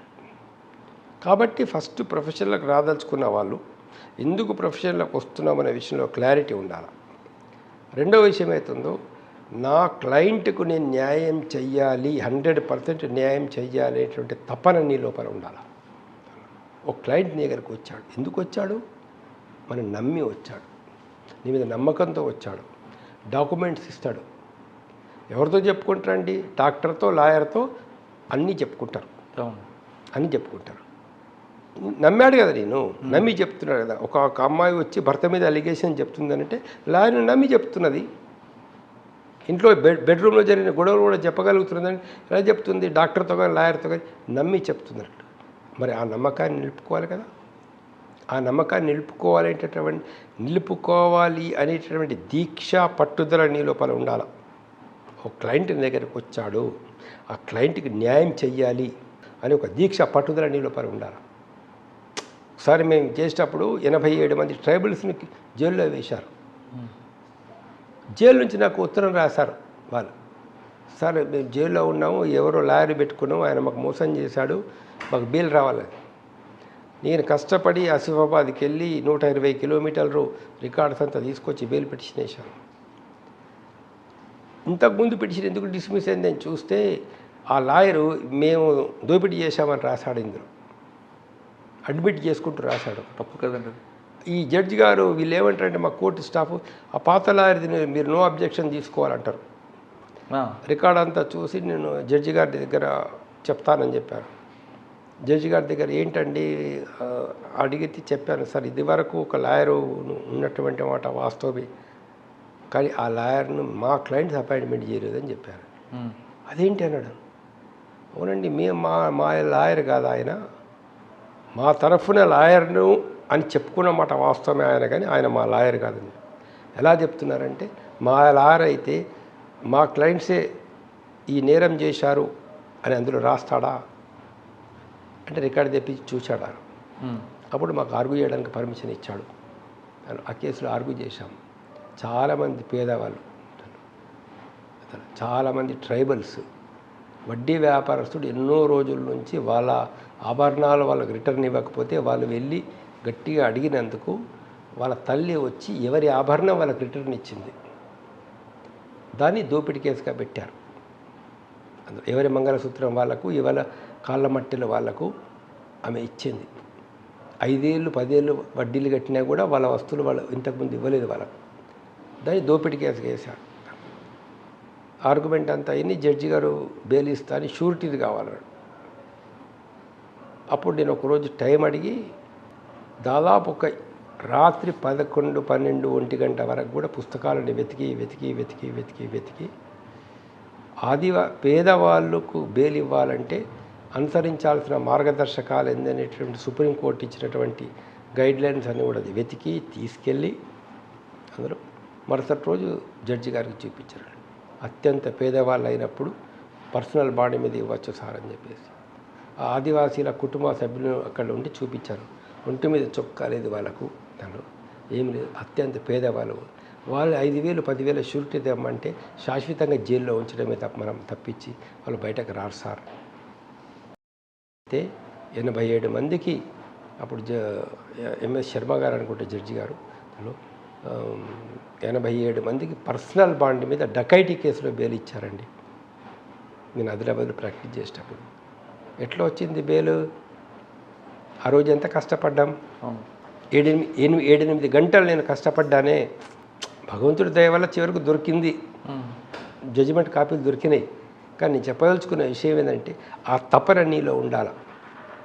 ఇది నా క్లయింట్కి లాభం చేయాలా, నా క్లయింట్ని విడిపించాలా, నా క్లయింట్ కేసు గెలిపించాలి అనే తపన నీలో ఉంటే అప్పుడు నువ్వు పనిచేసే దృక్పథం వేరే ఉంటుంది. బాగా చేస్తావు, ఆ వర్క్ సాటిస్ఫాక్షన్ వస్తుంది. సార్ ఇప్పుడు మీరు చెప్పిన కేసుల్లో చాలామంది లాయర్లు నమ్మించి మోసం చేస్తుంటారు. మీరు చెప్పిన ఆదిలాబాద్ కేసులు అంటే సొసైటీలో వాళ్ళు కూడా ఒక భాగస్వామి ఉంటారు. అటువంటి లాయర్ మీద మనం కంప్లైంట్ ఇవ్వాలని ఏం చేయాలండి? అటువంటి లాయర్ మీద కంప్లైంట్ ఇవ్వాలనుకుంటే బార్ కౌన్సిల్కి ఇవ్వచ్చు, జడ్జీలకు ఇవ్వచ్చు, ఆ కోర్టుకి ఇవ్వచ్చు, బార్ కౌన్సిల్ కూడా ఇవ్వచ్చు. వాళ్ళ మీద యాక్షన్ ఉంటుంది. ఉంటుంది. సార్ ఫైనల్ ఇంకో క్వశ్చన్, బెంచ్ని మేనేజ్ చేయొచ్చు అన్నది ఒక అపవాదం ఉంది, అది వాస్తవం అంటారా?